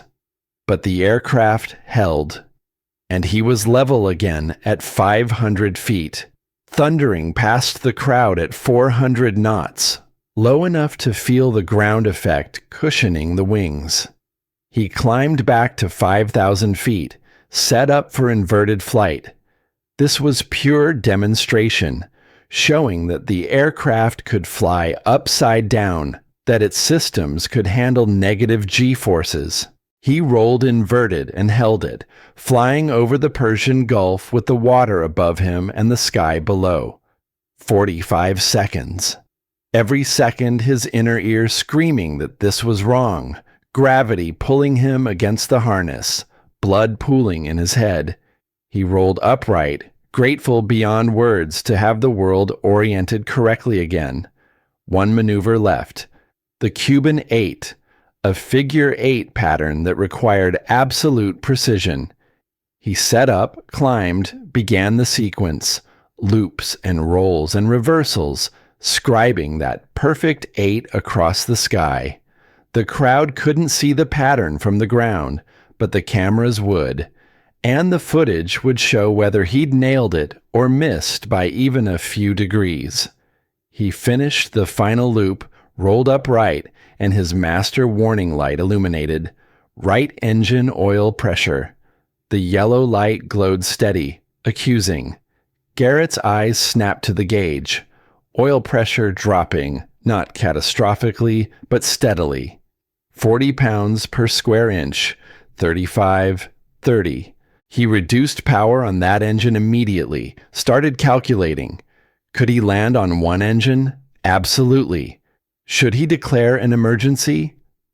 Probably. Would that destroy Diana's contract? Sterling's accusations validated? Everything he'd worked for gone because of a mechanical failure? He keyed the radio, kept his voice calm. Dubai Tower. Langford 1 experiencing right engine oil pressure warning. Continuing single engine approach. No emergency declared at this time. Langford 1, Roger. Emergency services standing by. You're cleared for immediate landing any runway. The crowd had gone quiet, sensing something wrong. Garrett configured the aircraft for landing, compensated for the asymmetric thrust, flew the approach by the numbers. The right engine oil pressure hit 15 psi, and he shut it down completely. Didn't want it seizing and causing worse problems. Landing on one engine was textbook stuff, something every pilot trained for, but doing it in front of 65,000 people, with everything on the line, made his hands shake. He forced them steady, focused on airspeed and glide path, on keeping the wings level against the imbalanced thrust. The runway appeared ahead, heat shimmering off concrete. He was high but manageable. He slipped the aircraft slightly, bleeding altitude, corrected at 200 feet. The landing gear touched so gently he barely felt it, centerline perfect, and he let the aircraft roll out. No drama, no heroics. The crowd exploded. They didn't know it had been an emergency landing, or maybe they did and didn't care.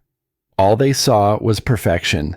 Was a pilot putting an aircraft exactly where he wanted it despite having only one engine. The sound washed over him, deafening even through the canopy.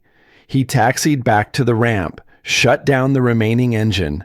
For 10 seconds, he just sat there, breathing, hands still gripping the yoke.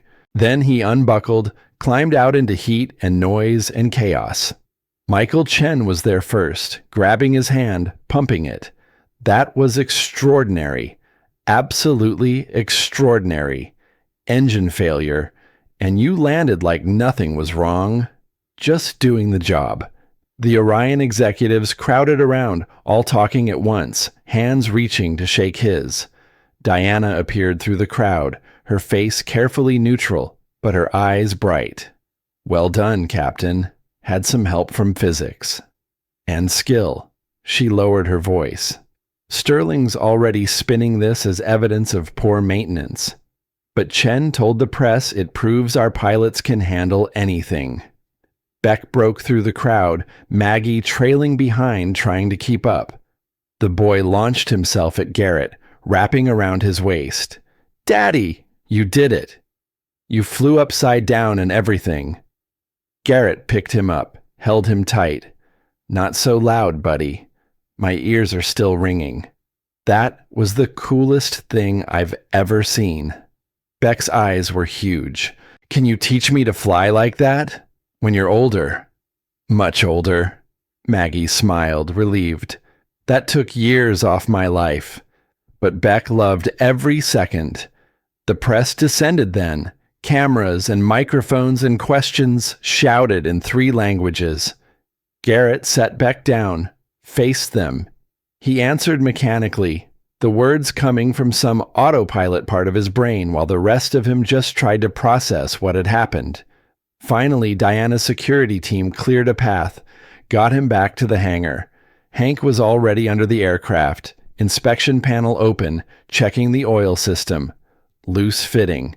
He pointed with a wrench. Right here. Vibration from the aerobatics probably shook it the rest of the way free. Not sabotage, just bad luck and maybe insufficient torque during the last maintenance. Can you fix it? Already am. Sterling appeared in the hangar entrance, videographer still filming. Captain Sullivan, I have some questions about your maintenance procedures. Not now. Diana stepped between them. Mr. Blackwood, unless you have technical expertise to offer, I suggest you leave.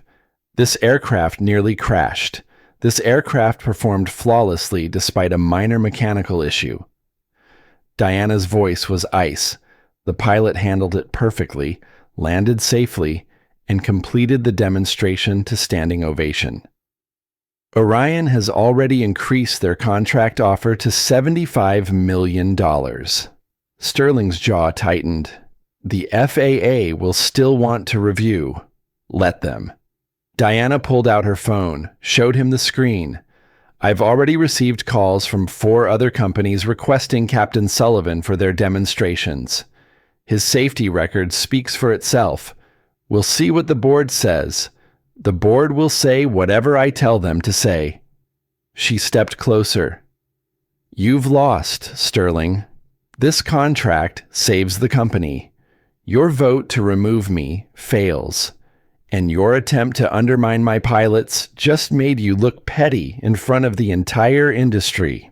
Sterling's face went red. He looked at Garrett, at Diana, at the crowd of Orion executives still celebrating outside. Then he turned and walked away, videographer scrambling to follow. Hank emerged from under the aircraft, wiping his hands. Fittings secure. She's airworthy. Not flying her again today. Garrett's legs felt weak suddenly. Adrenaline crash hitting hard. One demonstration was enough. The press conference happened in the Orion Pavilion, air-conditioned and packed with journalists. Michael Chen stood at the podium, announcing the expanded contract, praising Langford Aviation's capabilities and professionalism. Diana answered questions about the company's future, her voice confident, no trace of the desperation from 3 weeks ago. Garrett sat in the back with Beck on his lap, the boy finally quiet, worn out from excitement. Maggie sat beside them, knitting something, her hands steady and sure. You did good. She didn't look up from her knitting. Caroline would be proud. I hope so. I know so. She glanced at him. That woman up there, Diana, she looks at you different than she looks at anyone else. She's my employer. She's a woman who sees something in you that maybe you don't see yet. Maggie's needles clicked rhythmically. Just saying. Pay attention. The conference ended. Diana found them in the crowd, Beck half asleep now against Garrett's shoulder. There's a gala tonight. Orion's hosting. You're invited, obviously. I should get Beck back to the hotel. He's exhausted. Bring him. There's a kids area, supervised activities. She looked at Beck, her expression softening slightly. He should see the celebration. He's part of this too. The gala was in a hotel that made their accommodations look modest. Ballrooms with ceilings 30 feet high, chandeliers that probably cost more than the G650. Beck perked up when he saw the kids area, games and movies, and other children running around speaking a dozen languages. Maggie took him there, promised to keep him safe. Garrett found himself in a tuxedo he'd rented that afternoon, standing in a room full of people worth collectively more than small nations. Diana moved through the crowd like she'd been born to it, shaking hands, making connections, closing deals with handshakes and smiles. She found him near the bar, nursing a whiskey he didn't really want. You look uncomfortable. I am. This isn't my world. It could be. She gestured at the room. These people respect you now. They saw what you did today.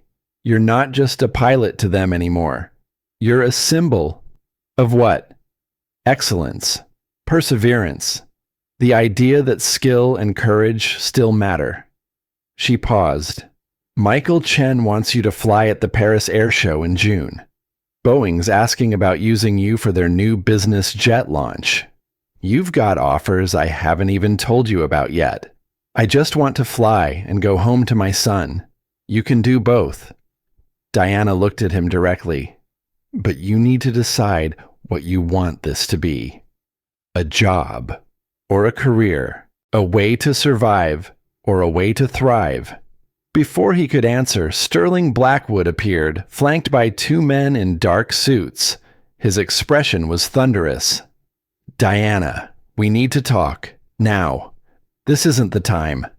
FBI wants to question you about irregularities in company finances. Sterling's smile was vicious. Seems someone's been moving money around without board approval. Foreign accounts, suspicious transactions. Diana's face went pale, but her voice stayed steady. I don't know what you're talking about. You will. Sterling nodded to the men in suits. Federal agents. They'll want to speak with you privately. Diana looked at Garrett, something desperate in her eyes. Then she straightened her shoulders, nodded to the agents. Of course. Happy to cooperate. They led her away. Sterling watched them go, satisfaction radiating from him. Then he turned to Garrett. Enjoy the party, Captain. It's probably the last one you'll attend under Langford employment. Once they freeze the company assets, you'll be looking for work again. What did you do? Nothing illegal. Just pointed out some accounting discrepancies to the appropriate authorities. If Diana's been running the company honestly, she has nothing to worry about. Sterling sipped his drink, but we both know she's been desperate. And desperate people make mistakes. He walked away, leaving Garrett standing alone in a room full of strangers, the celebration suddenly hollow. Maggie appeared with Beck, the boy sleepy and content. Time to go back, I think. They took a car back to the hotel. Beck fell asleep in the car, head on Garrett's shoulder. In the room, Garrett tucked him in, watched him breathe for a long time. Everything he'd done today, the flying, the demonstration, the contract, all of it to secure Beck's future. And now Sterling was threatening to tear it all apart. His phone buzzed. Diana, can you come to my suite? Need to talk. He checked on Beck one more time, asked Maggie to listen for him, then took the elevator to the top floor. Diana's suite was bigger than his apartment back in L.A. She stood at the window, still in her gala dress, looking out at Dubai's skyline. They're claiming I embezzled funds to cover operational costs. Her voice was flat, moved money from client accounts to pay for aircraft maintenance, pilot salaries, overhead. Sterling fabricated transaction records, created a paper trail that looks damning. Is any of it true? No. But proving that will take months. The FBI is already talking about freezing company accounts pending investigation. She turned to face him. I'm going to have to step down as CEO. Temporarily, they say. But we both know Sterling will use that to force a permanent removal. What about the Orion contract? Orion's lawyers are already backing away. They can't sign with a company under federal investigation. She laughed, bitter. $75 million evaporated in 4 hours. Garrett moved to the window, stood beside her. I'm sorry. You have nothing to apologize for. You flew perfectly today. You saved the company, or would have if Sterling hadn't destroyed it first. She paused. I'm releasing you from your contract. You can't work for Langford if there is no Langford. I'm not quitting. There's nothing to quit. By next week, we'll probably be in bankruptcy. Then I'll fly for free until we're not. She looked at him, surprised. Why? Because you took a chance on me when nobody else would. Because Beck needs to see that giving up isn't an option. Because... He stopped, searched for the right words. Because flying for you feels like flying for the right reasons. Diana's eyes filled with tears she didn't let fall. Her hand found his, squeezed once. Thank you. They stood there in silence, watching Dubai's lights glitter against the darkness. Two people who'd lost almost everything and somehow found each other in the wreckage. The flight back to Los Angeles felt like retreating from a battlefield. Garrett sat in coach this time, Langford's corporate accounts frozen, first-class upgrades a luxury from another life. Beck slept against the window, exhausted from 3 days of excitement that had curdled into confusion. Maggie knitted across the aisle, her needles clicking a steady rhythm that was the only constant in a world tilting sideways. Diana had stayed in Dubai, meeting with lawyers, trying to untangle Sterling's fabricated evidence before the FBI locked everything down. Her last text came somewhere over the Atlantic. Don't give up on me. Garrett stared at those 4 words until the screen went dark. They landed at LAX at 6 a.m., stumbled through customs half asleep. Beck's inhaler beeped low battery. Garrett made a mental note to replace it, then remembered his Langford salary might not exist anymore, remembered the insulin Beck would need next month, the rent due in 2 weeks, all the numbers that had finally stopped being terrifying and were now terrifying again. Maggie touched his arm as they waited for baggage. Whatever happens, we'll manage. We always do. Beck needs stability. Beck needs you. The rest is details. The apartment felt smaller after Dubai's excess. Garrett unpacked while Beck sprawled on the couch, watching cartoons he'd seen 100 times. Maggie made coffee, the good kind she saved for bad days. They sat at the kitchen table, not talking, just existing in the same space, while the world rearranged itself outside. His phone rang. Hank, you see the news? What news? Sterling Blackwood was arrested an hour ago. FBI raided his house in Malibu. Garrett pulled up his laptop, found the headlines. Langford Aviation Board member arrested for securities fraud. The article detailed a scheme stretching back 3 years. Sterling creating shell companies, siphoning money from Langford's competitors, planting false evidence to tank their stock prices before shorting them. The evidence Diana supposedly embezzled? Hank's voice was grim. Sterling fabricated it using his own illegal transactions, made it look like she moved money when really he was covering his tracks. So she's clear. She's clear. Company accounts unfrozen as of 20 minutes ago. Diana's flying back tonight. Garrett exhaled, felt tension he didn't know he was carrying drain away. That's good news. There's more. Hank paused. The board voted this morning. Emergency session. Sterling's removed, obviously. But they also voted to expand Diana's authority, gave her full operational control without board oversight for the next 2 years. She'll appreciate that. And they allocated budget for a new position. Chief Demonstration Pilot. Salaries $190,000 plus performance bonuses. Position reports directly to CEO. Hank's voice carried a smile. Wonder who they'll offer it to. Garrett looked at Beck, still watching cartoons, nebulizer beside him on the couch. I don't know if I can do that full time. Talk to Diana. Figure it out.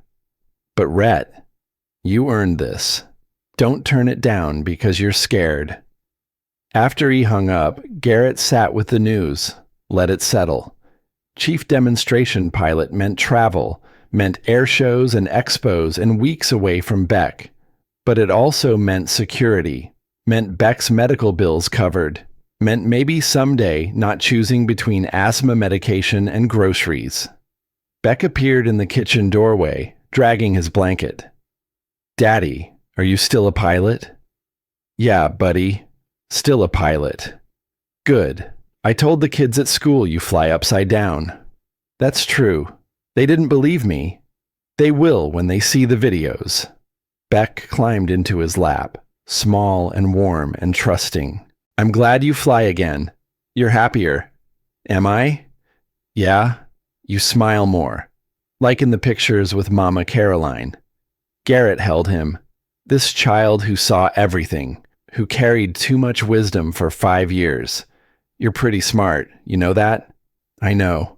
Beck yawned. Can we have pancakes? They made pancakes. Let Maggie sleep in for once. Beck wanted to help, insisted on cracking the eggs himself, got shell in the batter.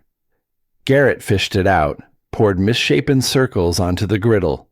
They ate at the table, syrup everywhere, Beck talking about Dubai between bites.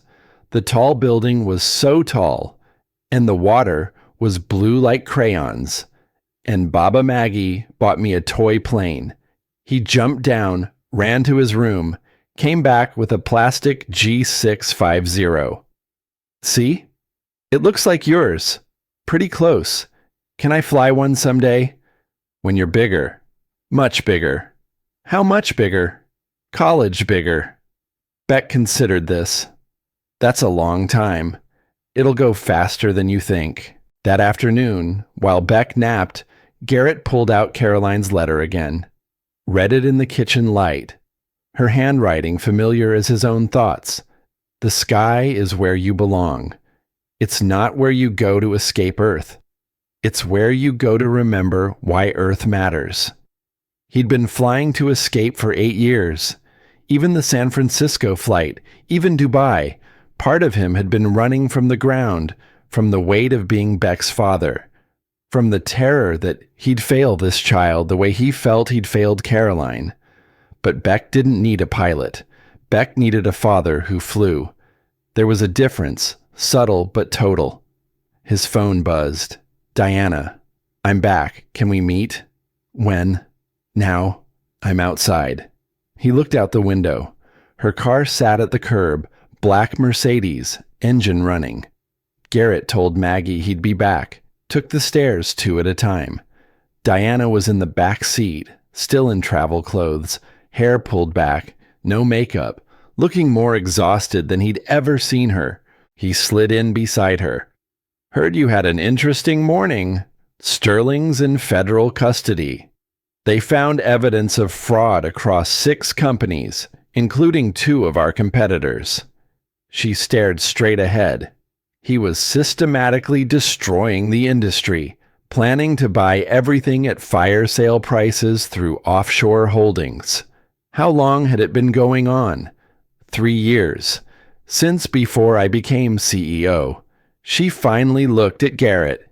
He was stealing from my father's company while my father was dying. And I never saw it. You couldn't have known. I should have. I was so focused on proving I deserved to run Langford that I didn't see what was happening under my own roof. She pulled out her tablet, showed him the board resolution. They want you as chief demo pilot. 200,000 base, plus bonuses. You'd represent us at major shows, train our other pilots, develop new demonstration profiles. That's generous. It's what you're worth. Diana set down the tablet. But I need to know if you're staying. Really staying. Not just until something better comes along, or until you get scared again. I have Beck to think about. I know. That's why the contract includes family travel expenses, medical coverage for dependents, flexible scheduling during school year. She handed him a folder. I'm not asking you to choose between flying and being a father. I'm asking you to do both. Garrett opened the folder, scanned the contract. Everything she'd promised was there, spelled out in careful legal language. He thought about Beck asking if he was still a pilot, about the pride in the boy's voice when he told his classmates. He thought about Caroline's letter, about Hank's son Danny, about all the reasons people had for flying and all the reasons they had for landing. I need one more thing. Name it. Beck comes to air shows, when possible, not just watching from the stands. I want him to see the work, the preparation, understand it's not just glory and applause. Done. Diana extended her hand. Do we have a deal? He shook it. Deal. She smiled, the first real smile he'd seen since Dubai. Welcome to the team, Chief Sullivan. The next 6 weeks blurred together. Garrett trained 3 other Langford pilots in aerobatic technique, spent mornings in the simulator building muscle memory for maneuvers most corporate pilots never attempted. Afternoons were documentation, reviewing flight profiles, working with engineers to understand the aircraft's stress limits. Beck started first grade. Garrett drove him to school every morning, picked him up every afternoon, sat with him during homework. The routine steadied them both, created boundaries between the chaos of work and the sanctuary of home. Diana called meetings at odd hours, her office becoming a war room as she rebuilt Langford's reputation. Sterling's arrest had damaged the company's image, clients questioning whether they could trust an organization that had harbored a criminal at board level. She fought back with transparency, opened the books to auditors, gave interviews promising reform. Garrett watched her transform. The Ice Queen facade melted into something sharper, more focused. She was still demanding, still impossible to please, but now there was purpose behind it, not just desperate survival.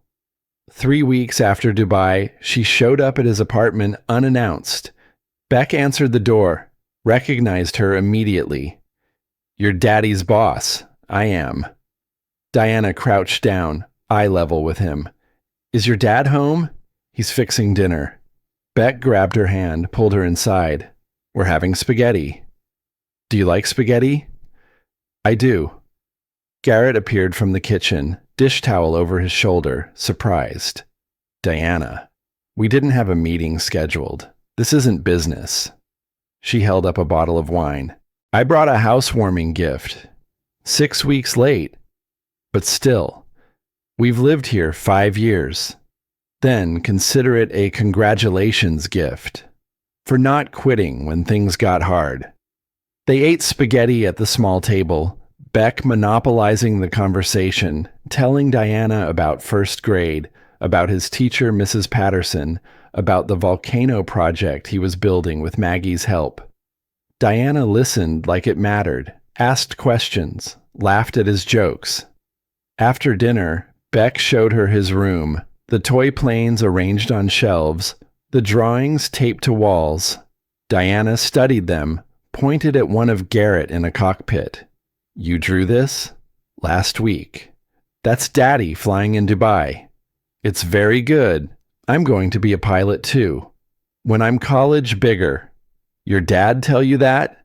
He says I have to wait till I'm old enough. But I'm practicing. Beck grabbed a toy plane, made flying sounds, swooped it around the room. Diana caught Garrett's eye, something warm in her expression. He's wonderful. He's everything. After Beck went to bed, they sat on the small balcony, the wine half finished between them. L.A. spread out below. Endless lights, planes passing overhead every few minutes. I wanted to apologize. Diana's voice was quiet. For putting you in that position in Dubai. The demonstration, the pressure, all of it. I was so focused on saving the company that I didn't think about what it cost you. It cost less than you think. Sterling could have destroyed your career. If that oil pressure failure had been worse, if you'd crashed. But I didn't. Garrett sipped his wine. And even if I had, it would have been worth trying. Why? Because Beck needs to see that trying matters, that showing up matters, that being afraid and doing it anyway is how you survive. He paused. My wife, Caroline, she was fearless. chased storms to photograph lightning, climbed mountains, flew in tiny planes with stranger pilots just to get the shot. She lived more in 32 years than most people manage in 80. You're afraid you won't measure up. I'm afraid Beck will think courage means not being scared, when really it means being terrified and loving someone enough to try anyway. Diana was quiet for a long time. My father built Langford from nothing, literally nothing. He was a crop duster in the Central Valley, flying planes held together with wire and prayer. Everyone said he'd fail. Banks wouldn't lend to him. Competitors laughed at him. She stared into her wine, but he kept flying, kept building, and eventually he built something that lasted. You're doing the same thing. I'm trying not to burn down what he built. Same thing. Different words. She smiled at that. Tired, but genuine. You know what I regret most? That he's dying, and I'm still trying to prove something to him. Still seeking approval I'll never get because he doesn't remember who I am half the time. Maybe you're not proving anything to him. Maybe you're proving it to yourself. Diana looked at him, really looked, and something shifted in the air between them. Not attraction exactly, though that was there too. More like recognition. Two people who'd lost things they couldn't replace, trying to build something new from the wreckage. Garrett. Her voice was careful. What happened in Dubai? Flying together. Fighting Sterling together. It meant something to me. More than just business. Diana. I'm not asking for anything. I just wanted you to know. I have Beck. He's my priority. Always. I know. That's part of why. She stood, set down her wine glass. I should go. You don't have to. Yes, I do. Diana touched his shoulder, brief and light. See you Monday, Chief Sullivan. She left. Garrett sat alone on the balcony, watching planes cross the sky, thinking about Caroline and Diana and all the ways love complicated everything. His phone buzzed. Maggie, texting from her apartment across the hall. She seems nice. Beck likes her. She's my boss. She's more than that. Pay attention. He didn't respond.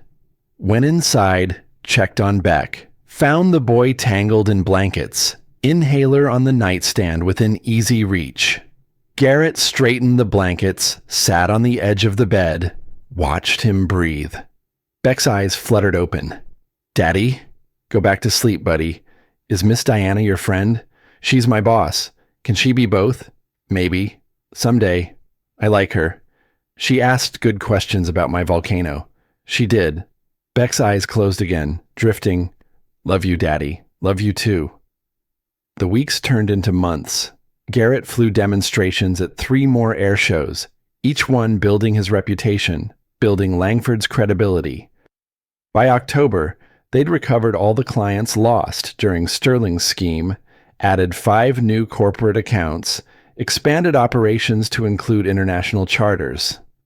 Diana's father died in November, peaceful in his sleep, at the care facility where he'd spent his final years. The funeral was small, just family and a few old aviation friends. Garrett went, stood in the back, watched Diana stand alone at the graveside while they lowered her father into California earth. Afterward, at the reception, she found him near the coffee table. Thank you for coming. Of course. He wouldn't have known you. Toward the end, he didn't know anyone.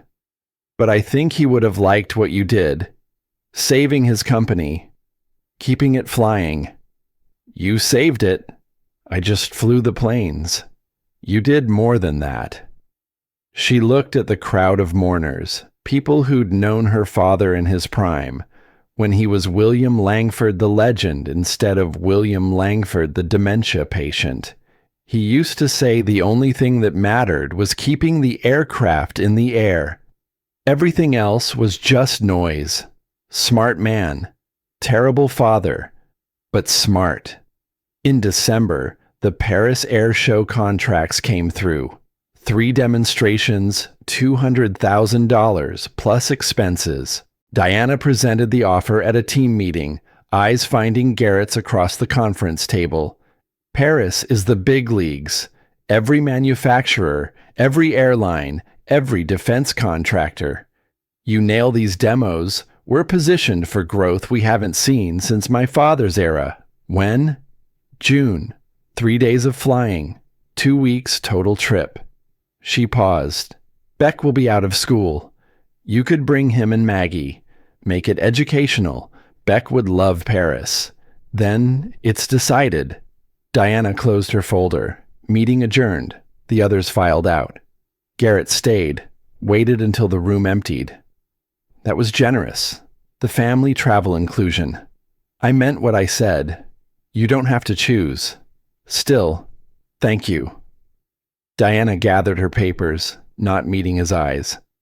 My father used to take me to air shows when I was Beck's age. Before my mother died. Before he disappeared into work. Those are the only good memories I have of him. She looked up finally. Every child should have that. Someone who shows them the sky. You're a good person, Diana Langford. I'm trying to be. That night, Garrett told Beck about Paris. The boy's eyes went huge. The Eiffel Tower, that's the one. And I get to come? If you want. Beck launched himself across the room, wrapped around Garrett's waist. This is the best day of my whole life. It's 6 months away, buddy. I'm going to learn French. He didn't learn French, but he did spend the next 6 months talking about nothing else. Maggie helped him research, printed pictures of Notre Dame and the Louvre and the Arc de Triomphe. Beck made a countdown calendar, crossed off days with elaborate ceremony. Garrett trained harder than ever, working with Hank to develop new sequences, pushing the aircraft to its limits while staying within safety margins.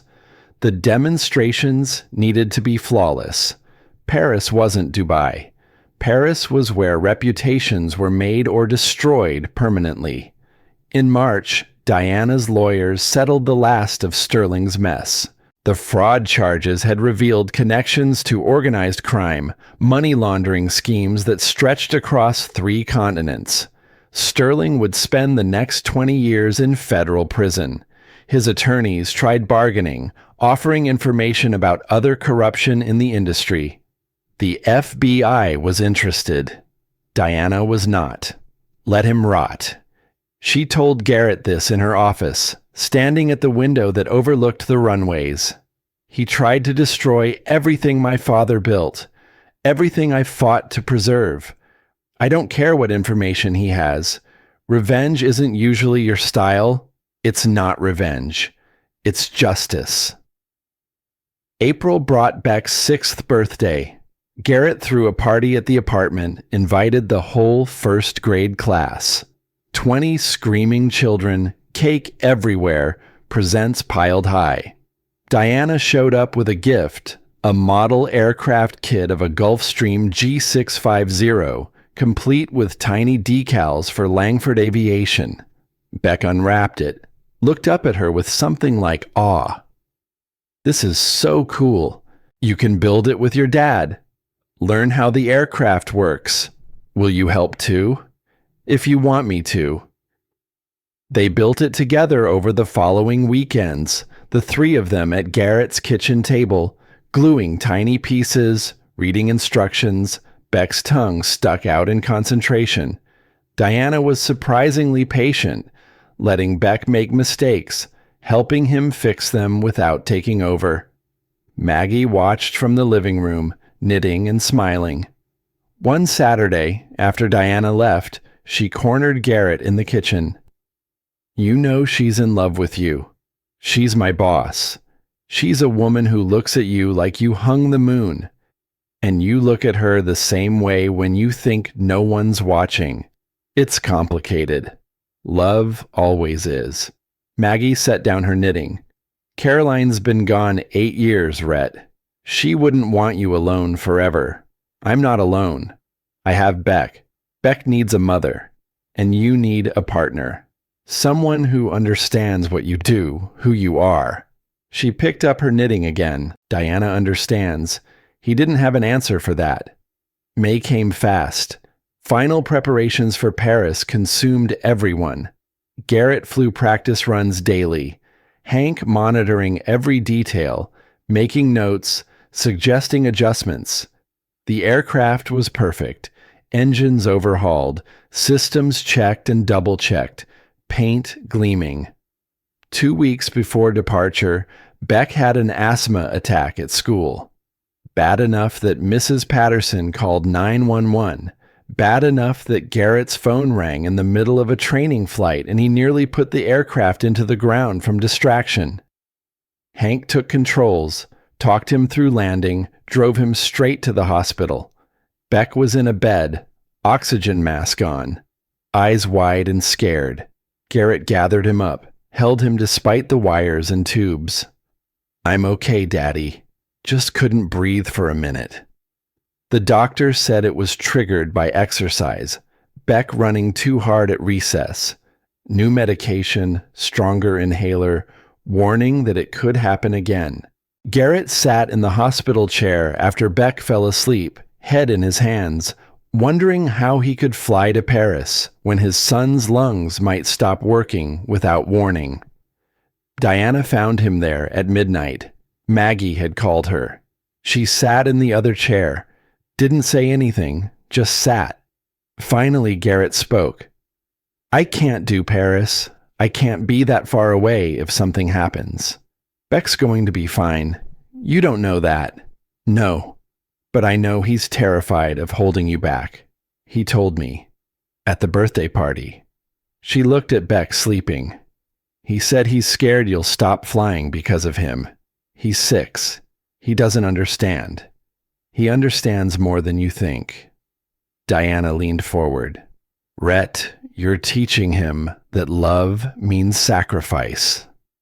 "And that's true. But you're also teaching him that loving him means giving up everything that makes you who you are.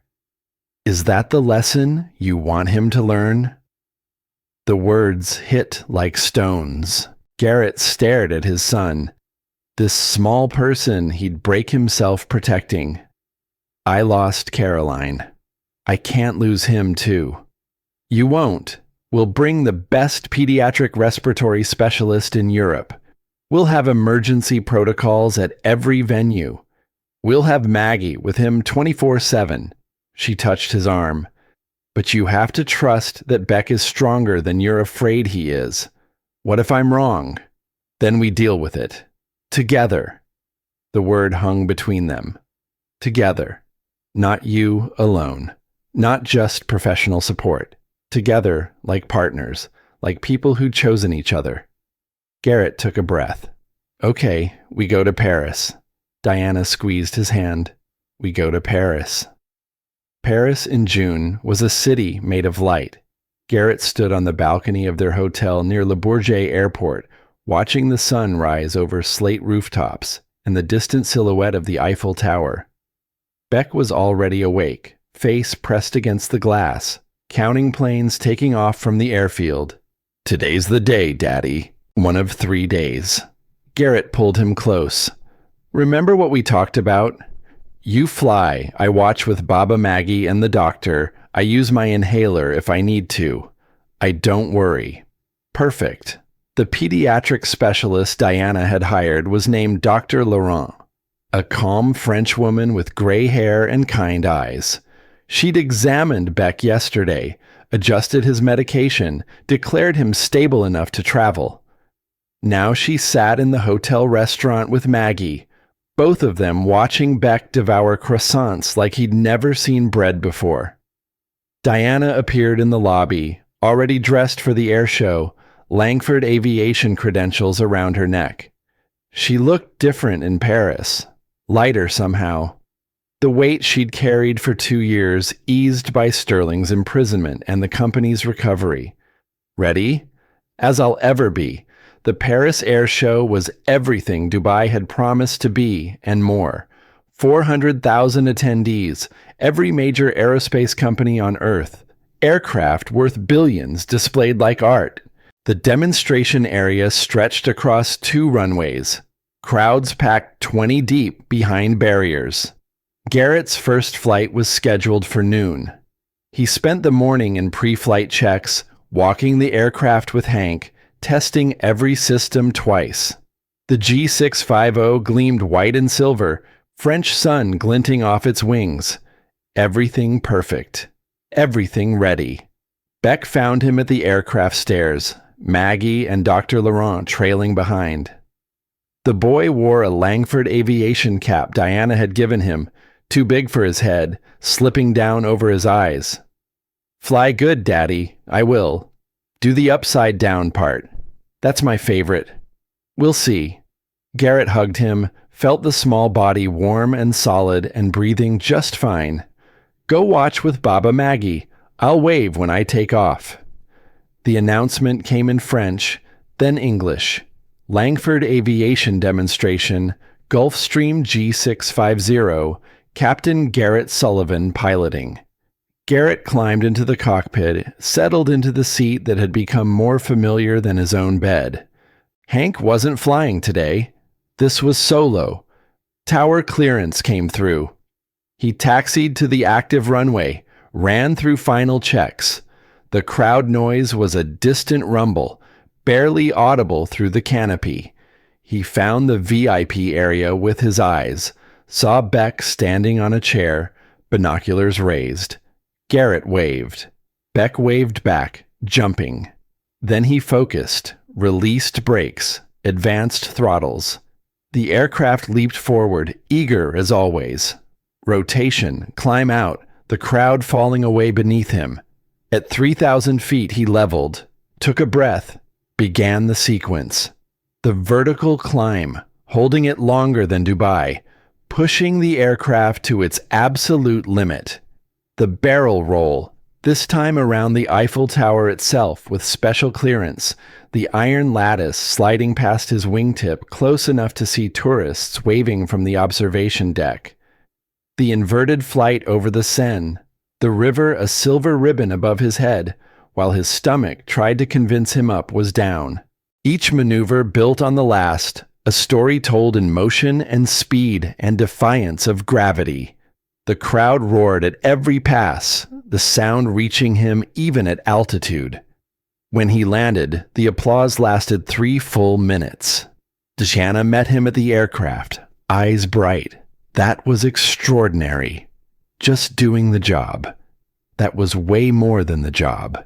She handed him a tablet. Airbus wants to talk.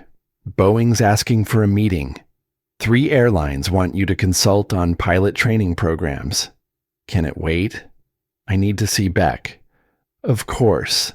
Beck was vibrating with excitement, talking so fast the words tumbled over each other. You flew around the tower and it was so close and everyone was screaming and Baba Maggie said you were the best and Dr. Laurent took videos and can I see them and will you teach me that someday? Garrett scooped him up. Someday. When you're much older. How much older? We'll figure it out. That evening, Diana hosted a reception at a restaurant near the Louvre.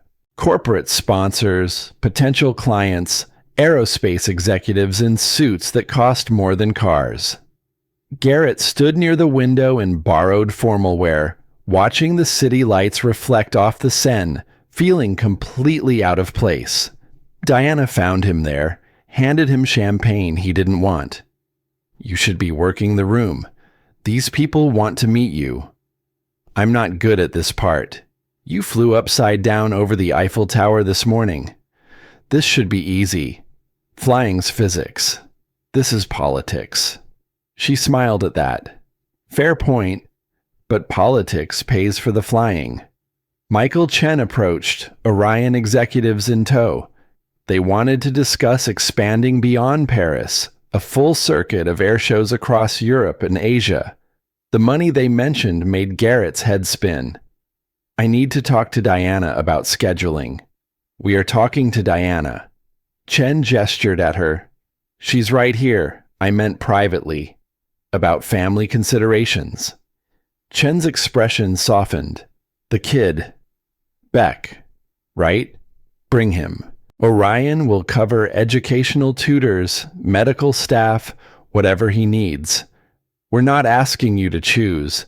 Seems like everyone's telling me that lately. Because it's true. Chen extended his hand. Think about it. We'd want an answer by tomorrow. After the reception, Diana walked Garrett back to his hotel. The streets were quiet, just the two of them and the occasional taxi. Paris at midnight was a different city, intimate and old. You're overwhelmed. Diana's voice was gentle. I'm a pilot. I fly planes. All of this, the contracts, the money, the attention. It's not what I signed up for. What did you sign up for? To fly. To provide for Beck. To maybe prove to myself that I'm not just the guy who hid for 8 years. You've proven that 100 times over. They reached his hotel, stood in the lobby, neither wanting to end the conversation. Diana pulled an envelope from her purse. I wasn't going to give you this until we got home, but it feels right to do it now. She handed it to him. Inside was a letter, handwritten on Langford Aviation letterhead. Garrett read it in the lobby light. Captain Sullivan, effective immediately, you are promoted to Vice President of Flight Operations. This position includes full equity stake in Langford Aviation, board voting rights, and operational authority over all pilot training and demonstration programs. Salary is commensurate with executive level, details attached. But more importantly, this means you're not just flying for Langford, you're building Langford. With me, if you want to. Diana. He looked up. This is everything I want to offer. Everything I can offer. Diana's voice was steady, but her hands weren't. I'm not asking you to stop being Beck's father. I'm asking you to help me build something that matters. For both of you. Why me? Because you're the best pilot I've ever seen. Because you saved my company when you didn't have to. Because Beck lights up when you walk in a room, and I want... She stopped, searched for words. I want to be part of that. If you'll let me. Diana. I know it's complicated. I know I'm your boss, and this is probably inappropriate, and you have Beck to think about. But I've been alone my whole life, Rhett. Building walls, keeping people out, proving I don't need anyone. She met his eyes. And then you flew my aircraft to San Francisco, and I realized maybe I've been building the wrong things. Garrett thought about Caroline's letter, about flying not away from people, but toward them, about Beck asking if Diana could be both boss and friend, about the way Diana had shown up at the hospital without being asked, sat with him in silence while his son breathed. I need time to figure out what this means. What I can offer. Take all the time you need. Diana touched his arm, brief and light. I'm not going anywhere. She left. Garrett rode the elevator to his room, found Beck and Maggie already asleep. He sat on the balcony, the letter still warm from Diana's purse. Below, the Seine reflected 1,000 lights. Somewhere across that city, Beck was dreaming about croissants and the Eiffel Tower. Somewhere above, Caroline was watching. Or maybe she wasn't. Maybe she'd moved on, trusting him to do the same. The second and third demonstrations went flawlessly. Each one Garrett pushed slightly harder, added minor variations, built his reputation as the pilot who could make a corporate jet dance like a fighter. The crowds grew larger, the contract offers multiplied. On the final day, after the last flight, the Paris Air Show organizers presented him with the Prix de l'Excellence Aéronautique, an award given to only 3 pilots in the show's 90-year history. Garrett accepted it in front of 400,000 people, Beck standing beside him on stage, small hand gripping his. The boy leaned into the microphone. My daddy's the best pilot in the whole world. The crowd roared. Garrett looked down at his son, this child who believed in him completely, who'd survived loss and illness and uncertainty with more grace than any adult Garrett knew. He pulled Beck close. No, buddy, you're the best. I just fly the planes. The flight home was quieter. Beck slept most of the way, exhausted from a week of museums and air shows and staying up past bedtime. Maggie knitted. Diana worked on her laptop across the aisle, occasionally glancing at Garrett. Small smiles passing between them. They landed at LAX on a Sunday morning. The drive home felt strange. Paris already fading into memory, becoming something that happened to someone else. But the award was real, sitting in Garrett's bag. The contracts were real. Diana's offer was real. Beck woke up as they pulled into the apartment complex. Home, Daddy, home. That week, Garrett sat down with Beck, explained the promotion, what it would mean. More responsibility, more travel sometimes, but also more security, more stability. Does it mean you'll fly more? Sometimes. Will Miss Diana be around more? Probably. How do you feel about that? Beck thought about it seriously. I think it's good. You smile when she's here. I smile when you're here too. Different smile. Beck was matter of fact, like you're happy two ways instead of one way. Out of the mouths of children. Garrett pulled him close. You're okay with things changing? Things always change, Daddy. That's what Mama Caroline's letter says, right? You read it? Baba Maggie showed me. When you were in Paris. I can't read all the words, but she explained. Garrett looked at Maggie. She shrugged, unrepentant. The letter says flying makes you happy. Beck looked up at him. And you being happy makes me happy. So it's good. The next morning, Garrett called Diana. Accepted the promotion. Accepted the equity stake. Accepted the future neither of them could quite see, but both were willing to build. The Langford aviation hangar had been transformed. Rows of chairs faced a small stage where a navy blue ribbon stretched across the entrance to a new building. Caroline's Wings Foundation. The letters gleamed gold in the afternoon sun. Garrett stood backstage, adjusting his tie for the third time. Beck tugged his sleeve. You're nervous, Daddy. A little. Don't be. Mama Caroline would be proud. Through the curtain gap, Garrett could see the crowd. 35 students in the front rows, ages 8 to 17, each one the child of a fallen pilot. Behind them sat parents, grandparents, siblings, families held together by grief and now by hope. Diana appeared, touched his shoulder. They're ready for you. He walked onto the stage. The applause was immediate, generous. He raised a hand, waited for quiet. 8 years ago, I stopped flying. Not because I couldn't, because I was afraid. Afraid that if I kept doing the thing my wife loved most about me, I'd forget how much losing her hurt. He paused, found Beck in the front row. But my wife left me a letter, and in it she wrote, "The sky is where you belong. Fly, not away from us, but for us." He pulled the letter from his pocket, worn soft as cloth. For 8 years, I didn't understand. I thought flying meant leaving, running, escaping. His voice steadied. These students know what it means to lose someone to the sky. They've watched parents kiss them goodbye and never come home.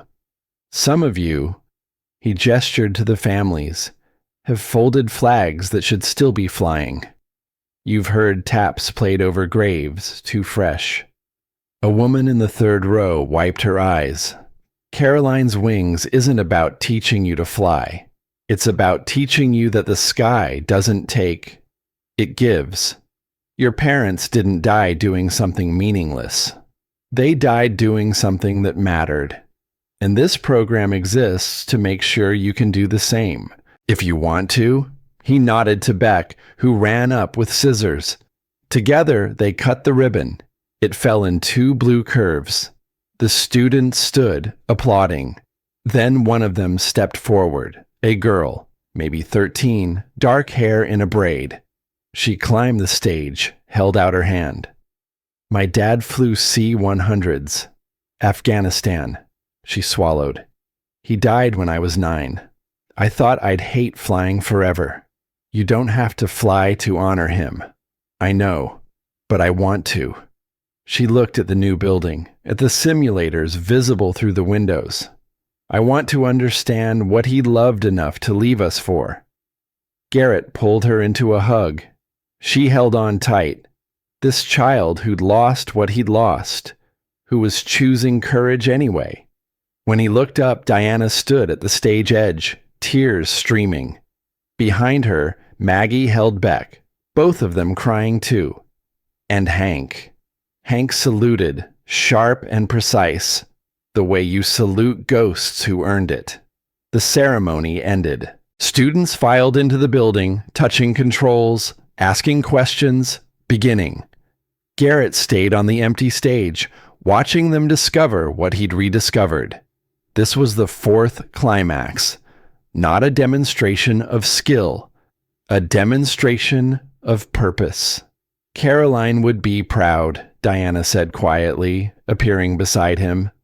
6 months later, Langford Aviation announced a new training program, Caroline's Wings Foundation, providing free pilot training to children of fallen service members. Beck helped cut the ribbon at the opening ceremony, wearing his too big Langford cap, grinning at the cameras. Diana stood beside Garrett, their hands not quite touching, but close enough to feel the warmth. "We're doing something good here. We're doing something right. That's better than good." The first class enrolled 35 students. Garrett taught the opening lecture, talking about physics and courage and the difference between flying away from things and flying toward them. The students listened like he was handing them secrets to the universe. That evening, he drove back home, stopped at the cemetery on the way. They stood at Caroline's grave, the stone weathered now by 8 years of California sun. "Mama would like the program, Daddy." "Yeah, she would." "Do you still miss her?" "Every day." But Garrett looked at his son, at this life they'd built from grief and determination. But missing her doesn't mean stopping. It means remembering why we keep going. Beck nodded, placed the flowers they'd brought. "I think she's proud of us. I think you're right." Diana was waiting by the parking lot fence, leaning against her car. She straightened when they approached. "I wasn't sure if I should come." Her voice was uncertain. "To the cemetery." It felt like intruding. Garrett stopped, Beck's hand in his. "You're not intruding." Beck tilted his head. "Are you going to visit Mama Caroline with us next time?" Diana looked to Garrett, questioning. He nodded. "I'd like that, Beck. If it's okay with your dad." "It's okay." Garrett's throat was tight. Beck studied Diana with the frank assessment of 6-year-olds. "Baba Maggie says you make Daddy happy." "Different happy than me. Grown-up happy." Diana's cheeks colored. "Maggie talks a lot. She's usually right." Garrett stepped closer. "Diana, that first night. You said if I flew the jet, you'd marry me." "I was joking. Desperate and joking. I know, but I'm not." He reached for her hand, calloused fingers threading through hers. "I don't know what this is yet. I don't know how to fit someone new into a life built around grief and raising a son alone. But I know I want to try. With you." Diana's eyes filled. "Rhett." Beck tugged both their hands. "Does this mean she's staying? Like, forever staying?" Garrett looked at Diana. Her answer mattered more than his question had. "Forever staying," she whispered. If you'll have me. Beck whooped, jumped between them. I'm going to tell Baba Maggie. He ran toward Maggie's car across the lot. Garrett and Diana stood in the space he'd left, hands still joined. This is crazy, she said. Completely. Your son is watching. I know. He pulled her close anyway, kissed her while the sun set over Caroline's grave, and Beck cheered from 50 feet away, and the world rearranged itself into something new. They drove home as the sun set, painting the sky in colors that defied description. Planes passed overhead, red and green lights blinking, carrying people toward destinations unknown. Garrett watched them, no longer felt the pull to run, to escape, to disappear into the sky.